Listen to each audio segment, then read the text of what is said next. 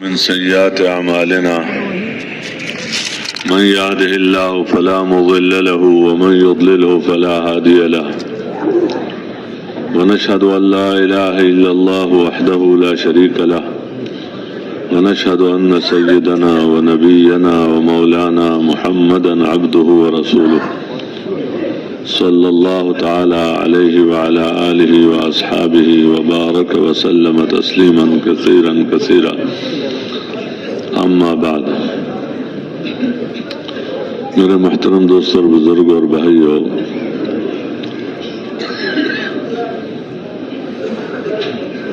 انسان کی ایک زندگی مرنے سے پہلے کی ہے. جو بھی آیا ہے یہاں پر تو موت تک اس نے زندہ رہنا ہے.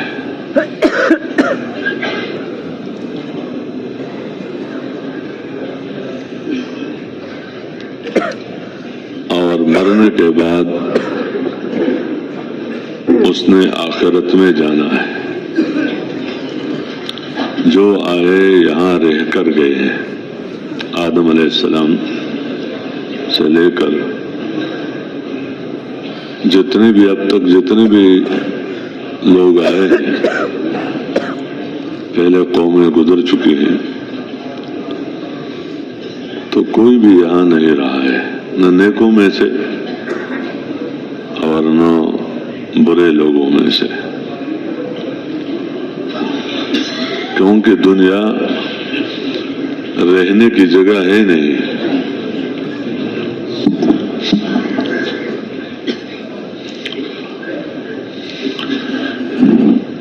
حضور صلی اللہ علیہ وسلم جب دعوت دیا کرتے تھے تو مشرکین کہا کرتے تھے، مختلف مواقع میں مختلف باتیں ہوتی تھی ان کی،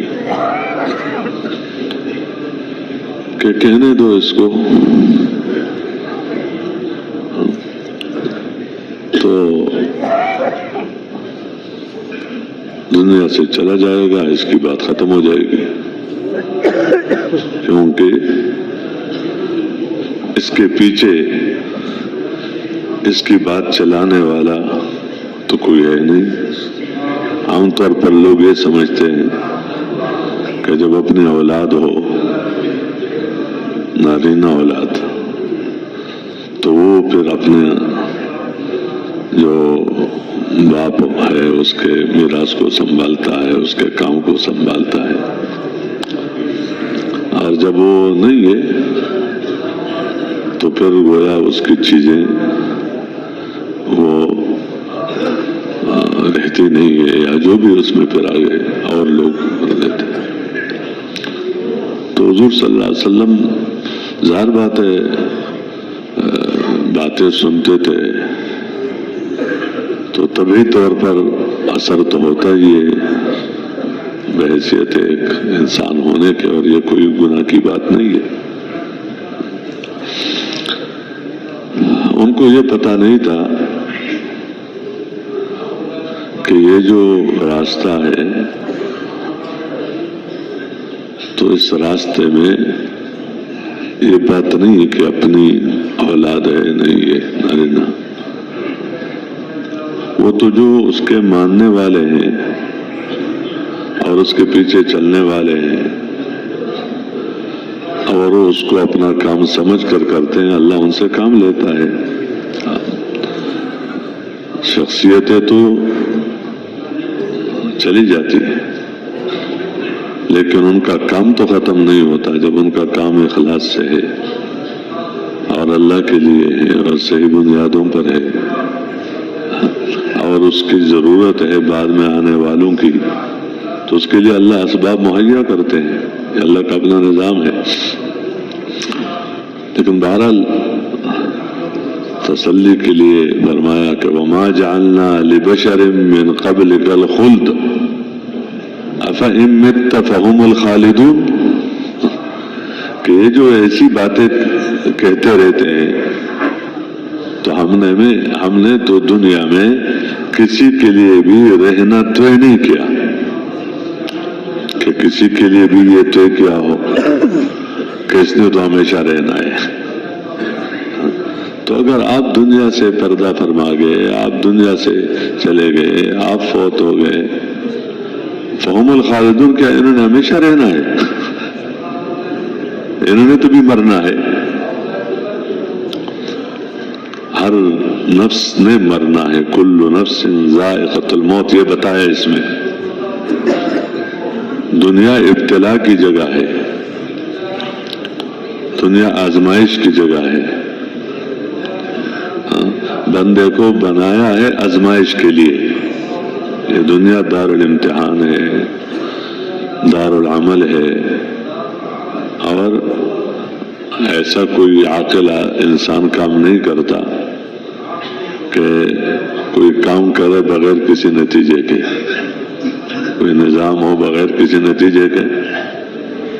تو ایسا نہیں کہ امتحان ہے اور نتیجہ نہیں ہے، دار العمل ہے اور دار الجزا نہیں ہے، تو یہ نہیں ہوتا۔ بلکہ جو ابتلا اور امتحان ہے وہ تو ہے جزا کے لیے، کہ جو پاس ہو جائیں تو ان کے لیے کامیابیاں، اور جو ناکام ہو جائیں تو ان کے لیے ناکامیاں۔ اسی کے لیے تو امتحان ہے، اور دنیا ہے دار الابتلاء و دار الامتحان۔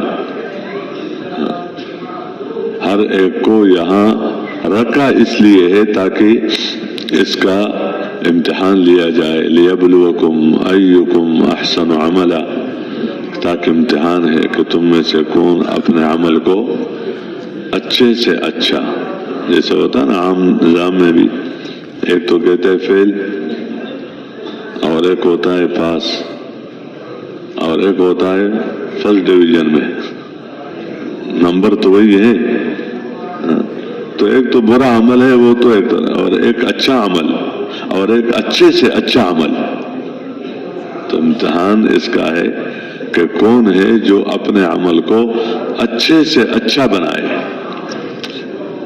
بندے کے اندر ایک بات ہوتی ہے، کپڑا میرا بڑھیا سے بڑھیا ہو، مکان بڑھیا سے بڑھیا ہو، سواری بڑھیا سے بڑھیا ہو، شادی جس طرح میرا جی چاہتا ہے وہاں ہو، اور بڑھیا سے بڑھیا ترتیب سے ہو، یہ عہدے بڑھیا سے بڑھیا ہو۔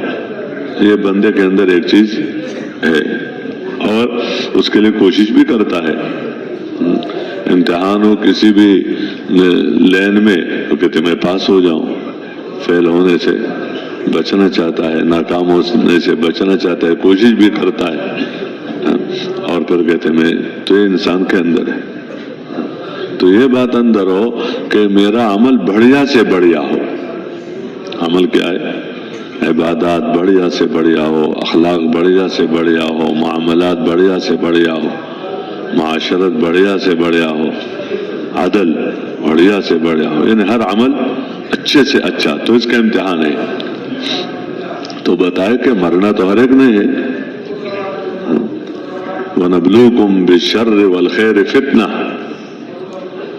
تمہیں اچھے حالات میں بھی آزمایا جائے گا، بیماری میں آزمایا جاتا ہے۔ بندہ بعض وقت کہتے ہیں جب بیمار پڑ جاتا ہے کہتے کوئی آزمائش ہے اللہ کی طرف سے، اور جب صحت مند ہوتا ہے تو کوئی آزمائش نہیں ہے۔ حالانکہ بیماری عام طور پر کم رہتی ہے، صحت مند بندہ زیادہ رہتا ہے، صحت مند زیادہ رہتا ہے اور بیماری کم رہے۔ کہتے بس کوئی آزمائش ہے بس، اور صحت تو وہ آزمائش نہیں ہے۔ غربت آ گئی کچھ، کہتے بس اللہ کی طرف سے کوئی امتحان آ گیا، اللہ کی طرف سے کوئی امتحان آ گیا ہے بس۔ اور جب پیسہ ہے تو کوئی امتحان نہیں ہے، بس یہ وہ جیسے دنیا میں اس کو اجر مل رہا ہے اور اس کو اللہ راضی ہو کر اس کو پیسہ دے رہا ہے بس۔ تو عام انسان کی یہی ہے کہ جب کوئی طبیعت کے خلاف حال آ جائے، کوئی مشکل میں پھنس جائے، کہتے بس امتحان ہے اللہ کی طرف سے. اس میں امتحان ہے صبر کا، اور جب نعمت ملی ہے اس میں امتحان ہے صبر شکر کا. اور شکر والا ذرا زیادہ مشکل ہوتا ہے، کیونکہ اس میں بندہ متوجہ ہو، یہ آسان کام نہیں ہوتا ہے. یہ جو بیماری ہے تو خود بندے کو اللہ کی طرف متوجہ کر لیتی ہے. جب بندے پر کوئی مشکل آ جاتا ہے تو ایک فطری چیز ہے، طبعی چیز ہے، تو وہ متوجہ ہوتا ہے کہ ایک چیز ہے. فرعون جب مشکل میں پھنسا تو ویسے تو کہتا تھا میں کرنے والا ہوں، جب مشکل میں پھنسا تو موسیٰ علیہ السلام کے پاس آیا، کہتے دعا کرو کہ اللہ اس مشکل سے نکالے. یہ اپنے یعنی اندر سے سب چیزیں بندہ مانتا ہے کہ یہ میں غلط کہہ رہا ہوں، ٹھیک نہیں ہے. وَجَحَدُوا بِهَا وَاسْتَيْقَنَتْهَا أَنفُسُهُمْ ظُلْمًا وَعُلُوًّا، کہ انکار کیا انہوں نے موسیٰ علیہ السلام کی باتوں سے، اور اندر سمجھ رہے تھے کہ بندہ ٹھیک ہے اور بات جو کہہ رہا ہے کیا ہے، لیکن ہم اس غریب کی بات مانیں گے اور اس کمزور آدمی کی بات مانیں گے. ہماری قوم تو اتنی اونچی، اور یہ تو فلان ہے اور یہ تو فلان ہے، تو ہم ان کی بات مانیں گے، اس کے پیچھے چلیں گے، اس کو مقتدا بنائیں گے. یہ اندر ایک چیزیں ہوتی رہتی ہیں، اللہ سب کی حفاظت فرما دے. تو ظلماً و علوا، ظلم کی وجہ سے، اور تکبر بندے کو کسی کام کا رہنے نہیں دیتا. اس لیے تکبر کا حق کسی کو بھی نہیں ہے کہ دنیا میں رہے اور اپنے کو بڑا سمجھ کر رہے. بڑا اللہ ہے، اللہ ہی بڑا ہے. بڑا سمجھ لیا تو اپنے آپ کو کرنے والا سمجھ لیا، کہتے اب میں دکھاؤں گا میں کیا کرتا ہوں اس کے ساتھ، اب میں یوں کروں گا، اب میں یوں کروں گا، اب میں یوں کروں گا. تو خیر وہ تو آزمائش ہے. تو وہ بھی جب پھنس گیا تو ادھر آ گیا کہ دعا کرو، ادع لنا ربک بما عہد عندک، اللہ کو تمہارے ساتھ معاملہ ہے کچھ. تو اگر تم نے اپنے دعا کے ذریعے سے لئن کشفت عنا الرجز لنؤمنن لک ولنرسلن معک بنی اسرائیل، آپ کے دو مطالبے ہیں، تقاضے ہیں. ایک یہ ہے کہ ہم ایمان لائے، کیونکہ موسیٰ علیہ السلام ان کو ایمان کی طرف دعوت دیتے تھے، بنی اسرائیل کو بھی ایمان کی طرف بلاتے تھے، ان کو ایمان کے پکا ہونے کی طرف بلاتے تھے، کیونکہ وہ مومن تھے، مسلمان تھے، مسلمانوں کی اولاد تھے. تو ان کو کہتا کہ جب مسلمان ہو تو توکل کیوں نہیں کرتے ہو؟ کیونکہ صرف مسلمان ہونے پر تو کام نہیں بنے گا کہ میں مسلمان ہوں تو بس اب میرے ساتھ وہ ہو جائے جو میں چاہتا ہوں، بلکہ تمہارے ذمہ ہے کہ اللہ پر توکل کرو. کہ اگر تم کے اندر ایمان ہے، ان کنتم آمنتم باللہ فعلیہ توکلوا ان کنتم مسلمین، تو ان کو توکل کی طرف کہ اللہ پر اعتماد کرو. تمہارے زندگی بنانا اور بگاڑنا اللہ کے ہاتھ میں، فرعون کے ہاتھ میں نہیں ہے. تمہارے ملک میں وہ ہوگا جو اللہ چاہے گا، وہ نہیں کہ جو فرعون چاہے گا. جو نظر آ رہا ہے، فرعون نے تو چاہا کہ موسیٰ علیہ السلام پیدا نہ ہو، تو کیا وہ ہو گیا؟ پیدا ہونے کے بعد چاہا کہ پھلے نہیں، تو کیا وہ ہو گیا جو فرعون چاہ رہا تھا؟ پھلا بھی. اس کے بعد چاہا کہ زندہ نہ رہے، مارنا چاہا، تو کیا مرا؟ یہ تو بندے کو دھوکہ لگتا ہے کہ جب کوئی چیز چاہتا ہے اور اللہ بھی اس کو چاہ لیتا ہے تو اس کو وجود مل جاتی ہے. وہ سمجھتا ہے کہ میں نے کہا تھا تو دیکھو یوں ہو گیا. اور جب کوئی چیز نہیں چاہتا کہتے یہ نہ ہو، اور اللہ نے بھی نہیں چاہا تو کہتے میں نے تو کہا نا کہ کرنے نہیں دوں گا. تو دیکھو پتہ تب چلتا ہے جب بندہ چاہے اور اللہ نہ چاہے. بندہ چاہے اور اللہ نہ چاہے. نمرود نے اپنا ملک بچانا چاہا، حضرت ابراہیم علیہ السلام کو مارنا چاہا، اور ابتدا میں تو اس کو چاہ رہا کہ پیدا ہی نہ ہو. کیا ہو؟ پیدا ہی نہ ہو، کیونکہ مسئلہ بنے گا اس سے جو ان کو بتایا گیا تھا اپنے علوم کے ذریعے سے. اور یہاں تک بتایا ان کو کہ آج رات ہی میں وہ نطفہ جو ہے وہ منتقل ہونا ہے، تاکہ تم جو اپنے آپ کو رب کہلاتے ہو، کرنے والا کہلاتے ہو، تو اس ایک چھوٹے سے مسئلے کو حل کرو. انہوں نے کہا اس میں کیا مشکل ہے، ایک ہی دن تو ہے، ایک ہی رات تو ہے. سب جتنے بھی عورتیں تھیں ان سب کو ایک طرف کر لیا، مردوں کو ایک طرف کر لیا، بیچ میں خود ہی بن گیا کیا، یعنی جو چوکیدار، تاکہ میں خود ہوں تو کوئی ادھر سے ادھر نہ آئے، ادھر سے ادھر نہ آئے. اور جو خود ابراہیم علیہ السلام کا باپ تھا اس پر اطمینان تھا، اس کو اس کا نگران بنا دیا مردوں کا ساتھ ساتھ، اور والدہ کو ان کا بنا دیا. اب بندہ کیا چیز ہے جب اس پر اللہ نیند مسلط کر دے، کیا کر لے تو یہ بندہ پھر کسی کام کا نہیں ہوتا. جب نیند مسلط کر دے تو تنگ کر دیتا ہے، نیند آتی ہے تو اس پر نیند مسلط ہو گئی. انہوں نے کہا مجھے تو نیند آ رہی ہے لیکن تم لوگ ہمت کے ساتھ اپنا ذمہ داری پورا کرو. تو یہ ادھر اہتمام کرتے تھے، وہ ادھر اہتمام کرتے تھے، یہ ادھر کارگزاری سننے کے لیے، ادھر کیا بنا، ٹھیک ہے کام ٹھیک چل رہا ہے، اور جو ہونا تھا ادھر ہی ہو گیا. تو یعنی بندہ بن کر زندہ رہے تو یہ اس کی سعادت ہے. اور بندہ اپنے آپ کو کرنے والا سمجھے، کس چیز کی وجہ سے؟ کہ جو عارضی اور وقتی چیزیں ہیں، پیسہ نہیں تھا آ گیا، ایک وقت ایسا آئے گا کہ چلا جائے گا. دنیا میں نہ جائے تو یعنی بندہ تو اپنے ساتھ لے کر نہیں جا سکتا، اور اگر لے کر بھی چلا جائے تو اس کی کیا قیمت ہے وہاں. بہرحال بتایا کہ یہ تو اللہ کی طرف سے آزمائش امتحان ہے. تو بندہ عام طور پر جو مشکل حال میں پھنس جاتا ہے تو پھر تو آ جاتا ہے. تو کہتے ہیں ہم آپ کی دونوں باتیں مانیں گے، ایمان بھی لے کر آئیں گے، اور دوسرا مطالبہ آپ کا یہ ہے کہ بنی اسرائیل پر ظلم نہ کرو، مظلوم ہے، یہ مجھے دو تاکہ میں ان کو اپنی ترتیب سے چلاؤں، یا جہاں لے کے چلنا ہے چلوں. تو یہ دونوں کام میں آپ کا کیا کر لوں گا اگر اس مصیبت سے ہم نکلے.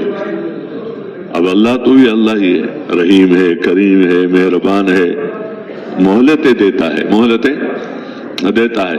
یہ نہیں کہ آپ پھنس گئے تو ابھی آئے. اور موسیٰ علیہ السلام تو نبی ہے، تو نبی کے دل کے اندر وسعت تو بہت زیادہ ہوتی ہے، یعنی اس بات کے انتظار میں نہیں ہوتا کہ کبھی امتی پھنسے گا اور پھر میں اس کو دکھاؤں گا. نہیں، جب وہ آئے تو موسیٰ علیہ السلام نے دعائیں کی، اور اس کی دعا سے اس کا مسئلہ حل ہو گیا. ایک مشکل میں پھنس گیا، مسئلہ حل ہو گیا. تو جب بندہ غرض کے لیے دعائیں کراتا ہے اور دین کا ارادے کرتے غرض کے لیے کہ میرے یہ غرض پورے ہو جائے اس راستے سے، تو غرض آدمی پھر کام کا نہیں ہوتا.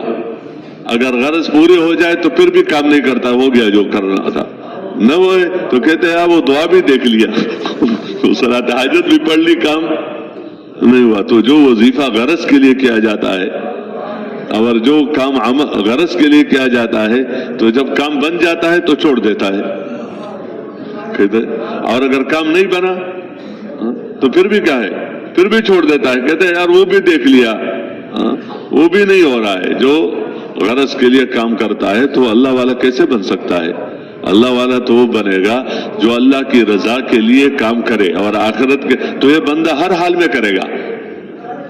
یہ ہر حال میں اس کا کام، دعا مانگی، دعا قبول ہو گئی، پھر بھی لگا رہے گا. نہیں ہوئی تو اس کو اطمینان ہے کہ اللہ ہی قبول کرنے والا ہے، اس میں اللہ کی حکمتیں ہیں، ابھی نہیں تو بعد میں، دنیا میں نہیں تو مرنے کے بعد.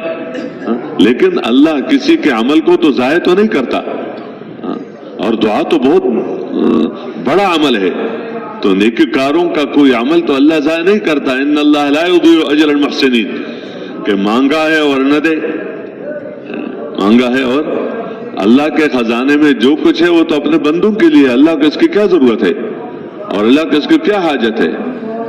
اس لیے مانگنے سے خوش ہوتا ہے، مانگنے سے۔ تو جو اللہ کے لیے کرتا ہے اور آخرت کے لیے کرتا ہے تو وہ ہر حال میں کرے گا، غربت میں بھی کرے گا، مالداری میں بھی حکم پورا کرے گا۔ کسی نے پریشان کر لیا پھر بھی راستہ نہیں بدلے گا، کسی نے کوئی لالچ تما دیا تو لالچ تما اس کو راستے سے نہیں ہٹائے گا، کسی نے ڈرایا دمکایا تو راستے سے، یہ اس کو ہر حال میں جمنے کی توفیق اللہ دے گا۔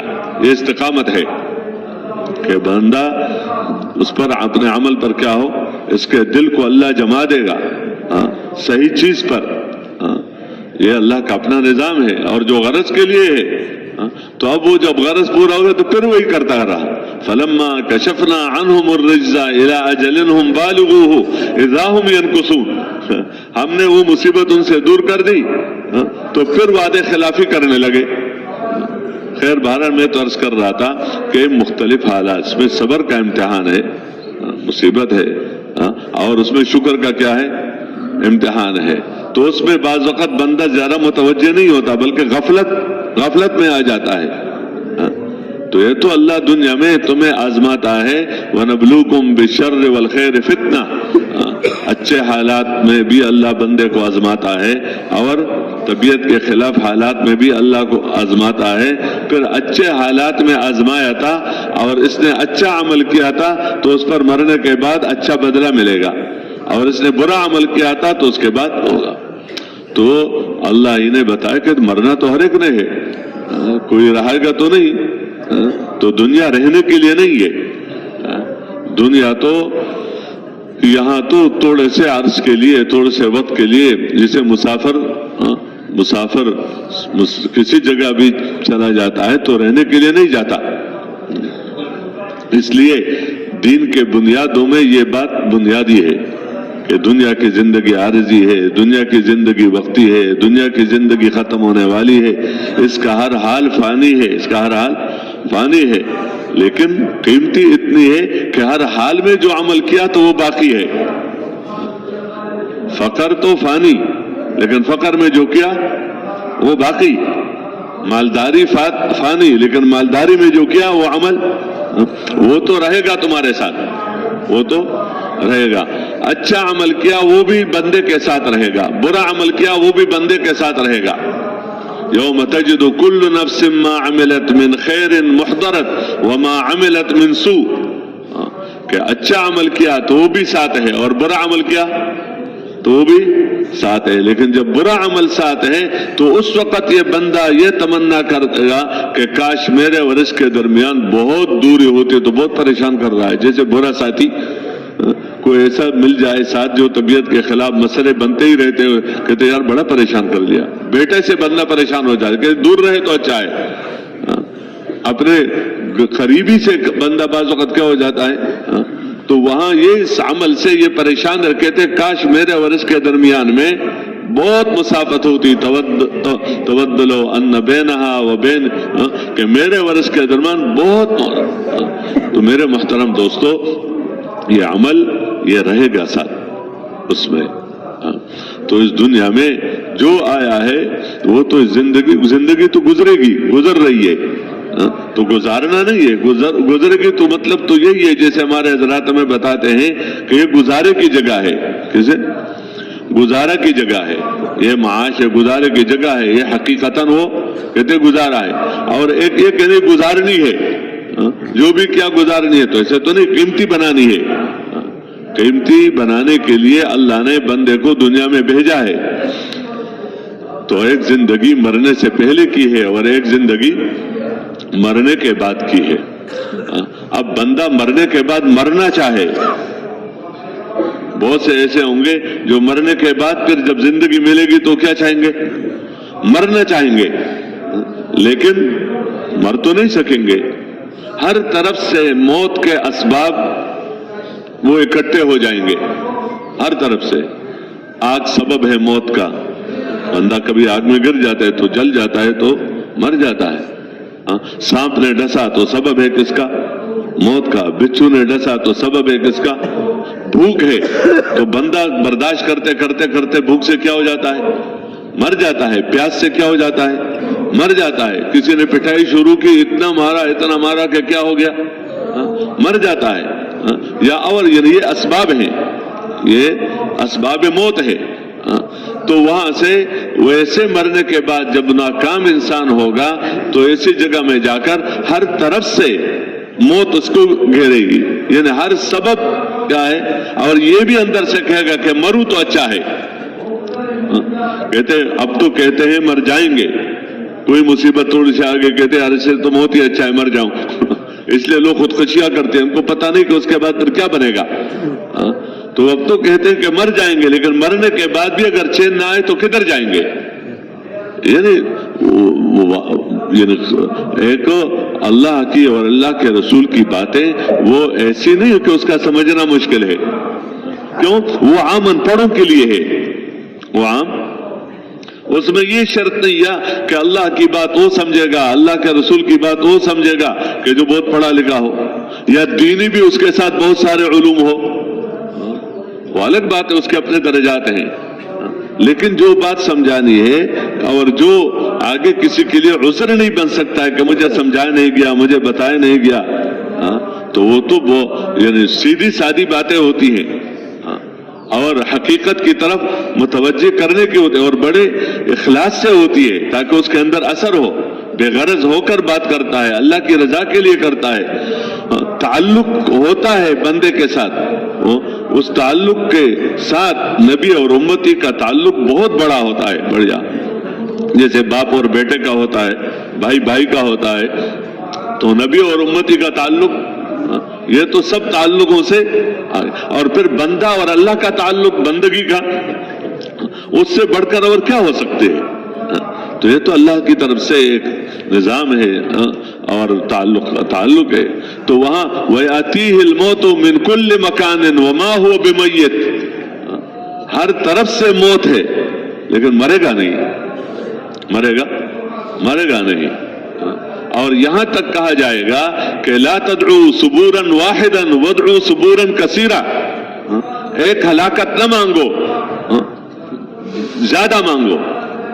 لیکن ہم دیکھو، یہ جو انبیاء علیہ السلام لوگوں کے پیچھے پھرتے تھے، وہ تو مسلمانوں کے پیچھے تو نہیں پھرے، مسلمان تو تھے ہی نہیں ابتدا میں. یعنی وہ تو کفر میں، شرک میں، تو کافروں کو ایمان کی طرف بلانا اور مشرکوں کو توحید کی طرف بلانا اور آخرت سے منکروں کو آخرت کی طرف بلانا اور رسالت سے منکروں کو رسالت، جس کی وجہ سے ان کا کفر تھا کہ رسول نہیں مان رہے ہم، اللہ کو اکیلا وحدہ لا شریک نہیں مانتے. تو ایسے عمومی طور پر تو ان کے سامنے یہ سب چیزیں تھی کہ مرنے کے بعد ان کا کیا بنے گا، مرنے کا. اس لیے ان کو دیکھو، جب چھوٹی مصیبت ہوتی ہے اور بڑی مصیبت ہوتی ہے تو چھوٹی مصیبت بندہ بھول جاتا ہے، جب بڑا مسئلہ آ جاتا ہے تو چھوٹے مسئلے کو بھول جاتا ہے. تو جب انبیاء علیہ السلام کو ایک طرف اللہ نے اس کے لیے بھیجا کہ تمہارا کام ہے ان لوگوں کو اس ظلمتوں سے نکالنے کے لیے محنت کرنا اور ان پریشانیوں سے نکالنے کے لیے محنت کرنا، اسی کے لیے تمہیں بھیجا گیا ہے. اس سے یعنی انسانیت کی خدمت اور انسانوں کو نفع پہنچانا کے لیے کام کرنا، اس سے بڑی بات کیا ہو سکتی ہے؟ یعنی جو کچھ ہے وہ تو اسی کے اندر ہے. اس لیے ان کو خیر خواہ بنا. تو ان سب چیزوں کو دیکھتے تھے کہ اگر تم کلمہ پڑھو گے اور میری رسالت کا اقرار کرو گے اور آخرت مانو گے تو پھر تم کامیاب ہو جاؤ گے. تو ان کے سامنے تھی کہ اگر اس حال میں مر گیا تو پھر کدھر جائے گا. یعنی جیسے بندہ اپنے آنکھ سے کسی کو دیکھتا ہے کہ یہ آگ کی طرف جا رہا ہے اور اس کو واقعی پتا ہے کہ یہ آگ ہے، یہ آگ ہے، دھوکہ نہیں ہے، آگ کی شکل نہیں ہے، حقیقتاً آگ ہے، اور یہ جس راستے کی طرف جا رہا ہے تو یہ راستہ ہے اس کی طرف، غلط نہیں ہے کہ راستہ کسی اور طرف نہیں ہے، راستہ ہے آگ کی طرف، ایک کھڈا میں گرے گا، اور یہ اپنے آنکھوں سے دیکھ رہا ہے، اس کا علم ہے کہ یہ راستہ غلط ہے، یہ علم ہے، اس میں شک نہیں ہے، اور اس کا نتیجہ یہی ہے، اس کا نتیجہ کہ اس نے اپنے اختیار سے اللہ کے دی ہوئی قوت اور طاقت کو اس طرح استعمال کر رہا ہے کہ اس راستے پر بھی چل سکتا ہے، اس راستے پر بھی جا سکتا ہے، اور یہ اس طرف جا رہا ہے، تو اس کا نتیجہ کیا ہوگا؟ نتیجہ ہوگا نقصان کا۔ اور پیغمبر کو اپنے امتی کے ساتھ وہ اتنا تعلق ہوتا ہے کہ اس انسان کا اپنے ساتھ اتنا تعلق نہیں ہے۔ بندہ بعض وقت کہتا ہے نا کہ میں بس خوب جانتا ہوں مجھے اپنے نفع کا پتہ ہے، میں اپنے لیے کر رہا ہوں۔ بھائی اس چھوٹے کو تو اپنے باپ سے زیادہ علم نہیں ہے۔ اگر بندہ باپ سے کہے بیٹا مجھے زیادہ پتہ ہے، تم مجھے جس راستے پر ڈالنا چاہتے ہو پڑھو، یوں کر لو، یوں کر لو، یوں کر لو، مجھے پتہ ہے، تو باپ خیر خواہ ہے۔ باپ کیا ہے؟ خیر خواہ ہے، اور یہ اپنے باپ کی بات نہیں مانتا، اور یہ اس سے عمر میں چھوٹا ہے، عقل میں کم ہے، اور چیزوں میں کم ہے، اور یہ کہتا ہے نہیں میں یوں کروں گا، تو ظاہر بات ہے اس کے پاس اس کا پھر کیا علاج ہے؟ سمجھانا علاج ہے، بتانا علاج ہے، دعا کرنا علاج ہے، لانا علاج ہے، لیکن وہ کیا کہتے ہیں میں نے ادھر ہی جانا ہے، تو سب کہیں گے یار تم کیا کر رہے ہو یہ؟ تو ایک کہ تیرے باپ کا تیرے ساتھ تعلق تمہارے سے اپنے سے زیادہ ہے، تم جو اپنے لیے بہتر سمجھ رہے ہو اور اس طرف چل رہے ہو، تو تیرا باپ تمہارے پر زیادہ شفیق ہے اور تمہارے لیے زیادہ خیر خواہ ہے، تجھے ابھی پتہ نہیں ہے، تم چھوٹے ہو۔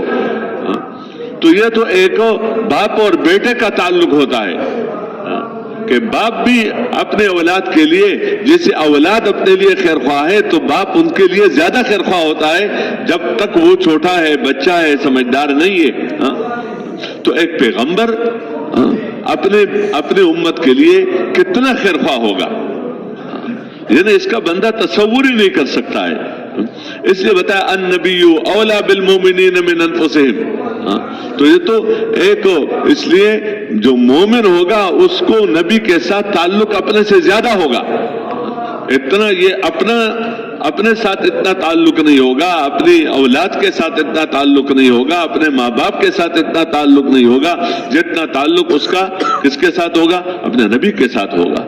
تو میں عرض کر رہا تھا کہ وہ شفقت اور خیر جب وہ دیکھ رہا ہے کہ اس طرف جا رہا ہے، اور اللہ ہی نے اس کو کام دیا ہے، اللہ ہی نے کام دیا ہے کہ تمہارا جب تک نبوت نہیں ملی تھی، جب تک نبوت نہیں ملی تھی تو لوگوں کے غلط زندگی سے تو اندر پریشان تو ہوتے تھے، لیکن جب تک اور اسی میں ان کے ساتھ کوئی شریک نہیں ہوتے تھے ان کے غلط کاموں میں، کیونکہ وہ تو اللہ نے ان کو محفوظ رکھا ہے، نبوت سے پہلے معصوم رکھا ہے، تاکہ لوگوں کے دلوں میں پہلے سے یہ شہادت لے کہ یہ بندہ سچا ہے، تاکہ پھر بعد میں جب بات کرے گا تو اس کو کوئی جھوٹا نہ کہہ سکے، اور یہ امانت دار ہے کیونکہ یہ ہمارے بیچ میں رہا ہے، ہمارے بیچ میں رہا ہے، تو یہ تو سچا ہے اور یہ تو امانت دار ہے۔ اس لیے حضور صلی اللہ علیہ وسلم نے جب بات شروع کی اور کہا کہ اگر میں تمہیں یہ کہوں کہ کوئی لشکر تمہارے پر حملہ کرنے آ رہا ہے تو تم مانو گے؟ میں تو اوپر ہوں، پہاڑی کے اوپر ہوں، تم نیچے ہو، تمہیں نظر نہیں آ رہا ہے، مجھے نظر آ رہا ہے، تو اگر میں تمہیں یہ کہہ دوں کہ ادھر سے ایک لشکر آ رہا ہے تو تم تیاری کر لو، میں تمہارے لیے ڈرانے والا ہوں، تو تم میری بات مانو گے؟ تو ان سے یہ کہلوا دیا، انہوں نے کہا جربناک مرارا، کہ ہم نے تو بار بار تمہارے پر تجربہ کیا ہے، سچ کے علاوہ تیرے اندر کچھ ہے ہی نہیں، کہ سچی امانت دار ہے، سچا ہے، لیکن جب یہ بات کی تو کہا تم جھوٹے ہو۔ تو اللہ نے اس طرح نبیوں کے دلوں کے اندر خیر خواہی رکھ کر ان کو اس طرف کیا ہے اس کی طرف یعنی پھرایا کہ پھرے لوگوں کے پیچھے، اور لوگوں کو میرا بنانے کے لیے خیرخواہ بن کر بے غرض ہو کر لوگوں کی مشقت، لوگوں کی طرف سے تکلیفیں جو مل اس کو برداشت کر کے تاکہ بندوں کو ہدایت مل جائے، بندوں کو ہدایت مل جائے۔ تو وہ اس لیے پریشان، ان کو یقین تھا کہ مرنے کے بعد موت کے وقت اس کا کیا بنے گا۔ اس لیے ایک بندہ کیسر ہے، کسرا ہے، مقوقش ہے، ان کے پاس مال ہے، ان کے پاس دولت ہے، ان کے پاس ملک ہے، ان کے پاس چیزیں ہیں، لیکن نبیوں کی نظریں ان کے مالوں پر نہیں پڑتی تھی کہ اتنا مال والا ہے یا اتنا، وہ تو نظر اس پر پڑتی تھی جب مرے گا تو اس کا کیا بنے گا، مرے گا تو اس کا کیا بنے گا۔ تو اس کا خیر خواہ بن کر اور اس کو اس ناکامی سے بچانے کے لیے اس کے پیچھے پیچھے پھرتے تھے اور اس کو اس بات کی طرف بلاتے تھے کہ دیکھو تم کلمہ پڑھ لو تو تم کامیاب ہو جاؤ گے۔ یہ علم تھا ان کے پاس، یہ مرنے کے بعد والا علم یہ کسی کے پاس نہیں ہوتا۔ جو علم پیغمبر لے کر آتا ہے وہ علم کسی کے پاس نہیں ہوتا ہے، مخلوق میں کسی کے پاس ہے تو وہ پیغمبر ہی کے راستے سے مل سکتا ہے۔ اس لیے حضرت ابراہیم علیہ السلام نے اپنے باپ سے کہا کہ یا ابتی انی قد جاءنی من العلم ما لم یاتک، میں وہ علم لے کر آیا ہوں جو تمہارے پاس نہیں ہے۔ تو یہ کون سا علم تھا؟ یہ دنیاوی علم تھے یا دنیا کے چیزوں کے ذریعے سے زندگی بننے کے اصول تھے؟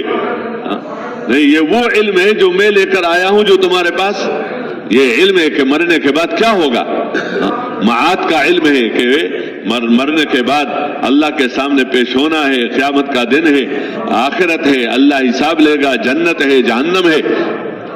اور یہ علم لے کر آیا ہے کہ وہ زندگی بنے گی اللہ کے وحدانیت پر، کلمہ پڑھ، کلمہ کے ذریعے سے تمہاری زندگی بنے گی۔ تو کلمے والا علم یہ پیغمبر لے کر آتا ہے اور پیغمبر لوگوں کو اس کی طرف بلاتا ہے۔ تو اسی وجہ سے وہ محنت کرتے تھے، پھرتے تھے۔ اور آپ دیکھیں اس بات کو کہ حضرات صحابہ کرام رضوان اللہ تعالی علیہم اجمعین یہ اس امت کا اول طبقہ ہے۔ اس امت کو اللہ جل شانہ نے نصاً سب امتوں میں سے افضل قرار دیا ہے کہ یہ امت سب امتوں سے کیا ہے، افضل ہے۔ تو حضور صلی اللہ علیہ وسلم نے جب لوگوں کو دین کی طرف بلایا، کلمے کی طرف بلایا، اور جس نے بھی کلمہ پڑھا تو نبی کی محنت میں اور حضور صلی اللہ علیہ وسلم کی محنت میں اور انبیاء علیہ السلام نے جو محنتیں اپنی قوم پر کی ہے اس میں ایک نمایاں فرق یہ ہے عمومی طور پر کہ ان کے اندر یہ بات پیدا کی کہ اب تمہیں لوگوں کو اس کی طرف بلانا ہے۔ تو اس لیے وہ بھی اپنے سر کے آنکھوں سے دیکھتے تھے، وہ تو اور لوگ بھی دیکھتے تھے اس ایمان کی وجہ سے، لیکن یہ جب دیکھتے تھے کہ میرا باپ ہے مسلمان نہیں ہوا، میری ماں ہے اور وہ کفر کے ساتھ زندگی گزار رہی ہے، میرا بھائی ہے میرے قوم کا ہے، اور ان نے کلمہ پڑھا اور ان کو اللہ نے وہ نور، کلمے والا نور دل کے اندر ڈالا، تو اس نور کی وجہ سے اس نے بھی یہ دیکھا کہ اب اس کا مرنے کے بعد کیا بنے گا، حشر میں اس کا کیا بنے گا، تو جنت سامنے، جہنم سامنے۔ تو اب وہی جذبہ اس کے اندر تھا، تو اس لیے وہ ان کو اس کلمے کی طرف بلانے کو اپنا کام سمجھ رہے تھے اور اس کو بڑا کام سمجھ رہے تھے۔ بڑوں کو بڑا کام دیا جاتا ہے، بلکہ بڑے کام کی وجہ سے لوگ بڑے بنتے ہیں کہ کام کو دیکھا جاتا ہے کہ یہ کام کیسا ہے، تو اس کام کے اعتبار سے اس کام کرنے والے کا درجہ ہوتا ہے۔ تو نبی و انبیاء علیہ السلام سے بڑھ کر کون ہو سکتا ہے؟ اور پھر انبیاء علیہ السلام کا سید الانبیاء حضور صلی اللہ علیہ وسلم ہے، اور پھر امتوں میں اس امت سے افضل کون ہے؟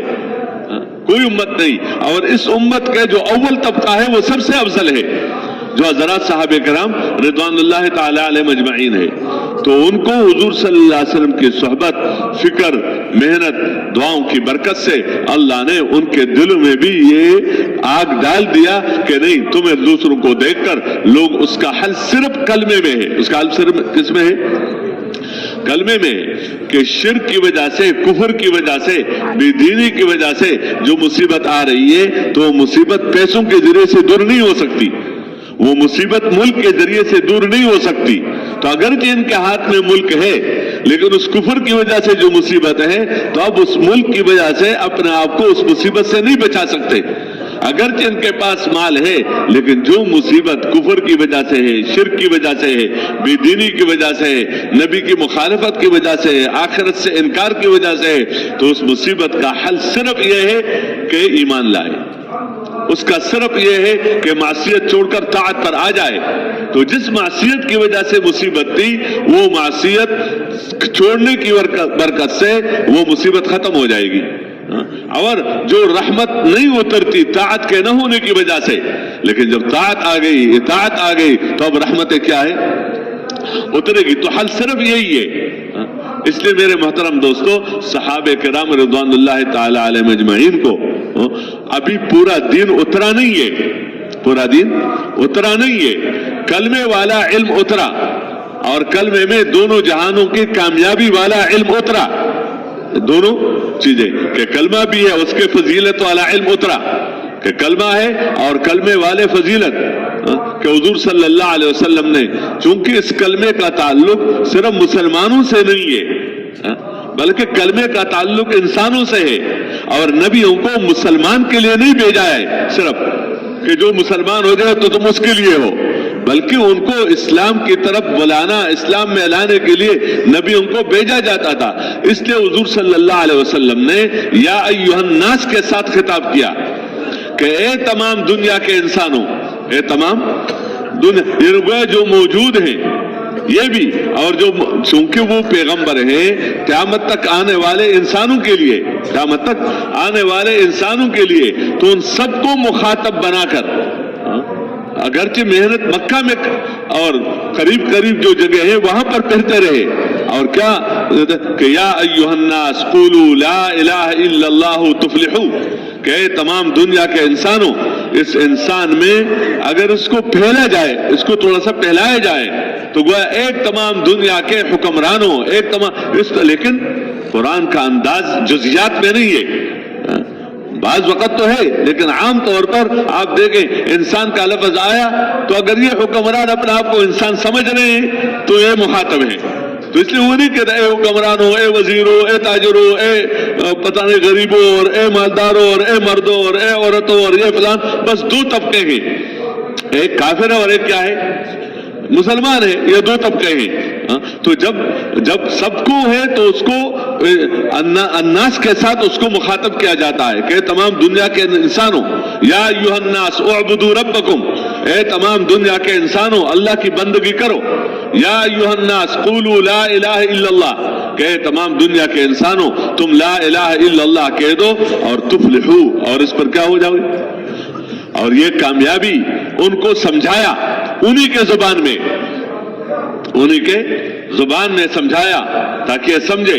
एक दफा जब हुजूर सल्लल्लाहु अलैहि वसल्लम ने जो सरदार थे अबू तालिब के पास आए थे, और अबू तालिब से के सामने एक तकाजा रखा कि अपने भतीजे को समझाओ कि हमारा और आपका आपस में कुछ बात बन जाए, कुछ वो नीचे आ जाए, कुछ हम मुखालफत में कमी कर लेंगे फिर, लेकिन अपनी बात से तो नीचे आ जाए।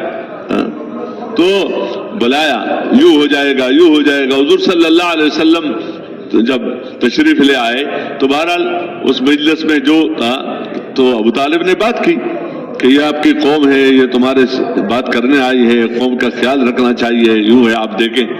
तो हुजूर सल्लल्लाहु अलैहि वसल्लम ने फरमाया कि मैं तो एक ही बात कहता हूं बस, अगर उन्होंने मेरे साथ वो बात मान ली तो उसकी फजीलत बता दी। क्या फजीलत? फजीलत वो बता दी कि जिसके वो तालिब थे। बताया अगर ये कलमा पढ़ेंगे और इस बात को मान लेंगे कि इबादत और बंदगी के लायक अकेले अल्लाह है, जिंदगी उसके मुताबिक गुजारेंगे, तो ये फजीलत बता दी कि सब अरबों पर इन्हीं की बड़ाई हो जाए, क्योंकि आपस में लड़ते रहते थे, इसीलिए तो अरब भी इनके और आजम इनको जिजिया देंगे। देखो, यानी जिजिया वो बंदा देता है कि जो रईयत में रहकर اپنی حفاظت اور اپنا مال جان کی حفاظت کے اعتبار سے اس کو کہے کہ یہ وہ اس سے لیتا ہے تھوڑا سا، اس کے اندر اصل چیز جو ہے وہ اس کا اپنے آپ کو اس کے مقابلے میں چھوٹا سمجھ لینا اور اپنے آپ کو بے حیثیت سمجھ لینا، کہ کفر کے ساتھ بندہ اپنے آپ کو باحیثیت سمجھے اور جن میں ایمان ہے ان پر بڑا بنے اور کفر کے ساتھ بنے، تو یہ نہیں ہے یہ نظام۔ تو یہ بتایا کہ اگر تم میری بات مانو گے تو عرب تو ہے تمہارے، عربوں پر تمہیں غلبہ اور عربوں کے تم بڑے اور جو بھی، اور عجم تمہیں کیا دیں گے، یعنی عجم بھی تمہارے ماتحت بن جائیں گے۔ ابھی ہوا کچھ بھی نہیں، یعنی بعد میں جو کچھ اللہ نے دکھایا وہ سب کچھ یہ وعدے پورے ہوئے۔ تو اس نے کہا، ابو جہل نے کہا کہ وَأَبِيكَ 10 کلمات، تیرے باپ کی قسم اس طرح تو میں تمہارے ساتھ 10 باتیں سننے کے لیے تیار ہوں۔ بعض اوقات ہوتا ہے نا کہ ہماری بات تو بس آپس میں بن سکتی ہے، کوئی ایسی بات نہیں ہے، تو کہتے ہیں اگر ایسی بات ہو تو آپ ایک ہی بات کہہ رہے ہو اور میں کیا ہے تمہارے ساتھ 10 باتیں بھی ماننے کے لیے کیا ہوں، تیار ہوں۔ حضور صلی اللہ علیہ وسلم نے فرمایا کہ لا الہ الا اللہ، انہوں نے یہ تو نہیں مانتا۔ آج اس کلمے کے اندر ہمیں دنیا اور آخرت کی کامیابیاں نظر نہیں آ رہی ہے، جبکہ میں اپنی بات کر رہا ہوں اپنے اس وقت کے اعتبار سے، جبکہ قرآن پاک نے پورے امتوں کے قصے سنا دیے، سب قصے سنا دیے، جو پچھلا امتیں گزر چکی ہیں ان کے بتا دیے کہ نبی نے ان سے یہ کہا تھا کہ تم یہ مانو تو تم کامیاب ہو جاؤ گے۔ اب دیکھو، مال والے تھے، تاجر تھے، زراعت والے تھے، اکثریت والے تھے، طاقتوں والے تھے، ملک والے تھے، ان میں سے کوئی دکھا نہیں سکتا کہ وہ اپنے اس نبی کے دعوت اور اس زمانے میں وہ کامیاب ہو گیا بغیر نبی کی بات مانے ہوئے، بغیر نبی کی۔ وہ ایسا تھا کہ اس نے خود اپنے ناکامی کا اقرار موت کے وقت کر دیا، موت کے وقت اس نے اپنے ناکامی کا اقرار، اور لوگوں نے اپنے نظروں سے دیکھ لیا کہ اس کے ساتھ کیا ہو گیا، اس کے ساتھ ایمان والوں کو اللہ نے دکھایا کہ اس کے ساتھ کیا ہوا۔ اس نے بنی اسرائیل کو جگہ جگہ سمجھایا کہ دیکھتے نو کہ تمہارے دشمن کو تمہارے آنکھوں کے سامنے میں نے ڈبو دیا اور تم پھر ادھر ہی جا رہے ہو، کہ کتنے اللہ تعالیٰ کی نعمت ہے۔ تو کسی ایک کو بھی اللہ جل شانہ نے کامیاب نہیں کیا۔ وقتی چیزیں الگ ہیں، ظاہری شکلیں الگ ہیں، لیکن موت کے وقت اس نے کہہ دیا کہ میں کیوں ناکام ہو کے جا رہا ہوں، میں ناکام ہو جا۔ ایک بھی یہ قصے سب سنائے، زمینداروں کے سنائے، تاجروں کے سنائے، اس طریقے سے جو قومی طاقت والے ان کے سنا دیے، بادشاہوں کے سنا دیے، وزیروں کے سنا دیے، اور پیسے والوں کے سنا دیے، کہ ان میں سے کوئی ایک بھی کامیاب نہیں ہوا۔ اور اس کے مقابلے میں وہ قصے بھی سنا دیے کہ جس نے بات مانی تھی وہ کیسے کامیاب ہوا، اس میں ایک ناکام نہیں ہوا اور ان میں ایک بھی کامیاب نہیں ہوا۔ اور دوسرا کام یہ جو اللہ نے سنایا ہے کہ میں نے ان کے ملک لے کر تمہیں دیا اور ان کے مال لے کر تمہیں دیا اور ان کے زمینیں لے کر تمہیں دیا، یعنی جس زمینوں پر اور جن مال اور ملکوں پر وہ اعتماد کر کے نبی کے مقابلے میں آتے تھے، تو اللہ نے ان سے لے کر تمہیں دے دیا، تمہیں ان کا وارث بنا دیا۔ حالانکہ یہ ایک واضح بات ہے، یہ دین کی بات ہے کہ جو مسلمان بندہ کوئی بھی دین کا کام کبھی ملک کے لیے نہیں کرے گا، دین کا کام کبھی ایک ہے مال کا مل جانا اور ایک ہے عمل مال کے لیے کرنا، ایک ہے ملک کا مل جانا اور ایک ہے عمل ملک کے لیے کرنا، ایک ہے دنیا میں عزت کا مل جانا اور ایک ہے کام کرنا عزت کے لیے، ایک ایک کسی کی شہرت اور محبت لوگوں کے دلوں کے اندر پڑ جانا، اور ایک ایک کام اس لیے کرنا کہ میں کیا ہو جاؤں، مشہور ہو جاؤں اور لوگ مجھے چاہے اور میں مرجع بن جاؤں۔ ان دونوں میں زمین اور آسمان کا فرق ہے۔ کام تو کیا جائے گا اللہ کے لیے، اللہ کی رضا کے لیے بس۔ کام ملک اور مال کے لیے نہیں، کہ دنیا میں نہ دنیا کی عزت کے لیے کام کیا جائے گا، نہ دنیا میں اطمینان لینے کے لیے کام کیا جائے گا، نہ دنیا میں دشمنوں پر غلبہ کے لیے کام کیا جائے گا، نہ دنیا کے راحتوں کو مقصود بنا کر اللہ کے حکم کو پورا کیا جائے گا۔ اللہ کے حکم کو تو اللہ کی رضا کے لیے پورا کیا جائے گا۔ وَرِضْوَانٌ مِّنَ اللَّهِ اکبر، اللہ کا راضی ہونا یہ تو سب سے بڑی نعمت ہے۔ اس کے مقابلے میں مال کا مل جانا، ملک کا مل جانا، دنیا کے عزتوں کا مل جانا، دنیا کے چیزوں کا مل جانا، اس کی کیا قیمت ہے؟ ذَلِكَ هُوَ الْفَوْزُ الْعَظِيمُ، یہی بڑی کامیابی ہے۔ اور دوسری بات کہ رضا کی جگہ جنت ہے، رضا کی جگہ جنت ہے، تو کام کرنا ہے جنت کے لیے، اللہ راضی ہو جائے اور جنت مل جائے، جہنم سے بچ جاؤں، جہنم کے مصیبت اور پریشانیوں سے بچ جاؤں۔ یہ الگ بات ہے کہ اللہ نے وعدے کیے ہیں، اللہ نے وعدے کیے ہیں، اگر تم میری رضا کے لیے صرف اور آخرت بنانے کے لیے تم کام کرو گے اور تم عمل کرو گے تو اللہ تمہارے سے راضی ہو جائے گا، اور اللہ تمہاری آخرت بنائے گا، اور اس دنیا میں بھی اللہ تمہیں عزت دے گا۔ اس دنیا میں بھی اللہ تمہیں کیا دے گا؟ عزت دے گا، تاکہ عزت کے لیے مارے مارے دوسری جگہ نہ پھرے، کہ اس دنیا میں بھی اللہ تمہیں اطمینان دے گا، اس دنیا میں بھی اللہ تمہیں غلبہ دے گا، اس دنیا میں بھی اللہ پاک تمہارے مالوں میں برکت دے گا۔ یہ اس دنیا میں اللہ کے وعدے ہیں، اللہ کے وعدے ہیں۔ وعدوں پر یقین یہ دینداری ہے، اس میں شک نہ ہو کہ پتہ نہیں ہوگا یا نہیں ہوگا، لیکن وعدہ تو عمل پر ہے۔ وعدہ تو کس پر ہے؟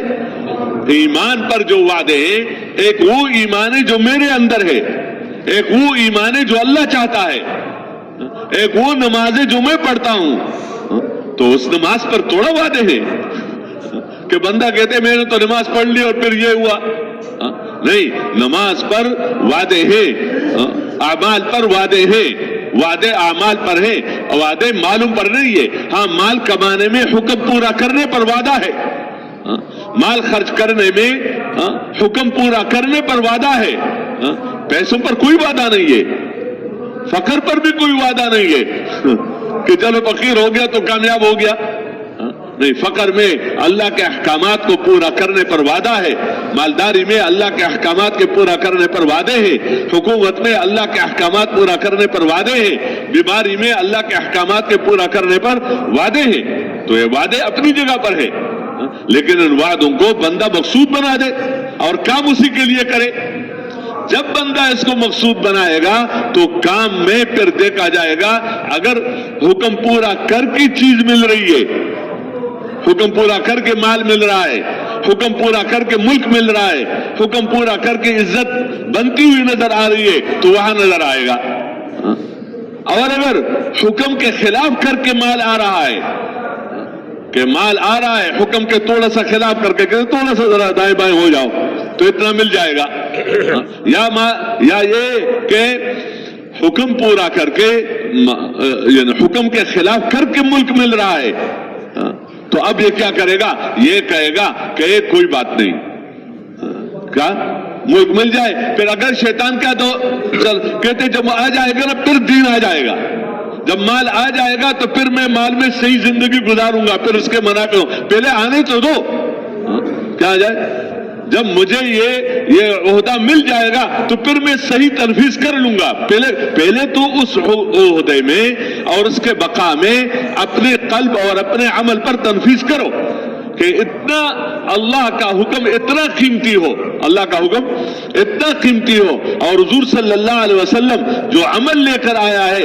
وہ عمل اتنا قیمتی ہو کہ اس کے مقابلے میں ایک ملک کیا پوری دنیا قربان ہو سکتی ہے، لیکن حکم قربان نہیں کیا جا سکتا۔ ان کے ساتھ وعدے ہیں ملکوں کے، ان کے ساتھ وعدے ہیں ملکوں کے، دنیا کے اعتبار سے کہ اس حکم کی اور اللہ کا راضی ہونا وہ ان کے ہاں اتنی بڑی بات ہے، اتنی بڑی بات ہے، وہ کہتے ہیں یار یہ تم کیا دے رہے ہو، پورے دنیا مجھے دو۔ جب جمع ہو گئے بڑے دنیا کے اعتبار سے سمجھ بوجھ والے، جرگوں میں بیٹھنے والے اور مسئلوں کے حل کرنے والے، کہتے ہیں نا مسئلہ الجھ جاتا ہے تو یہ بڑے بیٹھ جاتے ہیں آپس میں اور یہ مسئلوں کو سلجھاتے ہیں، تو الجھتا ہے وہ سلجھاتے ہیں۔ تو آخر کہتے ہیں مسئلہ الجھ گیا۔ کیوں؟ دعوت سے مسئلہ الجھ گیا۔ کیا مسئلہ الجھ گیا؟ مسئلہ یہ الجھ گیا کہ لوگوں نے ایمان لانا شروع کیا۔ تو اب جو بھی مومن بنا تو اس کے اندر بات یہ تھی کہ اوروں کو اس کی طرف بلاتا تھا، تو مسئلہ یہ الجھ گیا کہ دین پھیلتا جا رہا ہے، ایمان عام ہو رہا ہے آہستہ آہستہ، اور کفر مٹ رہا ہے، شرک مٹ رہا ہے۔ لوگ بجائے اس کے کہ ہماری مانے تو لوگ پیغمبر کی بات مان رہے ہیں، اس کی وجہ سے وہ آپس میں ایک اختلاف کی شکلیں بھی پیدا ہو گئی، کیونکہ دونوں راستے الگ الگ ہیں۔ تو جب جمع ہو گئے اور ان کا جو بڑا بولنے والا تھا، سمجھدار تھا، اس نے حضور صلی اللہ علیہ وسلم سے باتیں کی، باتیں بھی اس انداز سے کی کہ تم اچھا ہو یا تمہارا باپ دادا۔ یہ بندہ کہے کہ وہ میں اچھا، وہ اچھا کہتے، یہ دیکھو یہ کیا کہہ رہا ہے، تم یوں ہے۔ حضور صلی اللہ علیہ وسلم نے جواب ہی نہیں دیا، فرمایا اچھا یہ بتاؤ اگر تمہاری اس محنت سے ہمارا نقصان ہو رہا ہے، کیا نقصان ہو رہا ہے؟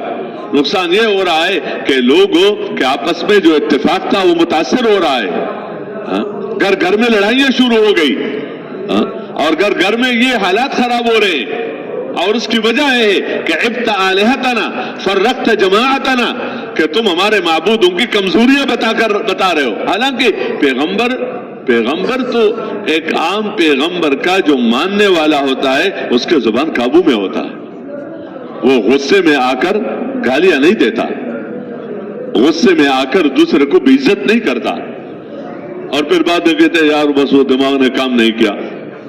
دین تو وہ ہے جو بندے کے دل کو بھی قابو کرے، دماغ کو بھی قابو کرے، کہ صرف جب وہ غصہ نہ ہو تو قابو میں ہے، اور جب غصہ آ گیا تو کیا ہے، اب بے قابو ہے۔ تو ایسے تو بات تو نہیں ہے، وہ تو دین کی کمزوری کی وجہ سے ہے۔ تو پیغمبر کے ماننے والوں کو کوئی غصہ دلاتے تھے تو وہ غصہ نہیں ہوتے تھے اس طرح کہ گویا حدود سے ہٹے اور دائیں بائیں ہو جائے۔ تو خود حضور صلی اللہ علیہ وسلم تو بہرحال تو انہوں نے کہا کہ تم اگر چاہتے ہو تو کہتے ہیں ہمارے معبودوں کو گالیاں دیتے ہیں، گالی، حالانکہ گالی کے بارے میں اللہ جل شانہ نے مسلمانوں کو بتایا وَلَا تَسُبُّوا الَّذِينَ يَدْعُونَ مِن دُونِ اللَّهِ فَيَسُبُّوا اللَّهَ عَدْوًا بِغَيْرِ عِلْمٍ، کسی کے بڑے کو گالیاں مت دو، اس کی تحقیر نہ کرو، جو اللہ کے علاوہ اوروں کو بلاتے ہیں تو ان کو گالیاں نہ دو۔ وہ تو کہے گا اچھا ہمارے بڑے کو گالی دے رہا ہے تو تمہارے بڑے کو گالی دے دے گا کہ میرا بزرگ ایسا تمہارا ایسا، میرا باپ ہے تمہارا ایسا، تو خود ہی ذریعہ بن گئے اپنے باپ کو یا اپنے بزرگوں کو گالی دلوانے کا۔ کہتے ہیں یہ تو پھر اگر تم اس کے معبودوں کو گالی دو گے تو یہ تمہارے معبود کو گالی دے گا، اور تمہارا معبود تو اللہ ہے۔ اور بغیر سمجھ بوجھے زد جب آ جاتا ہے، عناد آ جاتا ہے، تو وَلَا تَسُبُّوا الَّذِينَ يَدْعُونَ مِن دُونِ اللَّهِ فَيَسُبُّوا اللَّهَ عَدْوًا بِغَيْرِ عِلْمٍ، تو یہ پھر اللہ کو گالی دیں گے العیاذ باللہ۔ تو پیغمبر کہاں گالی دیتے تھے، لیکن وہ اس کو گالی سمجھتے تھے کہ ان کے ہاتھ میں نہیں ہے، ان کے ہاتھ میں نہ نفع ہے نہ نقصان ہے، نہ زندگی ہے نہ موت ہے، نہ دینا ہے نہ لینا ہے، سب کچھ کس کے ہاتھ میں ہے؟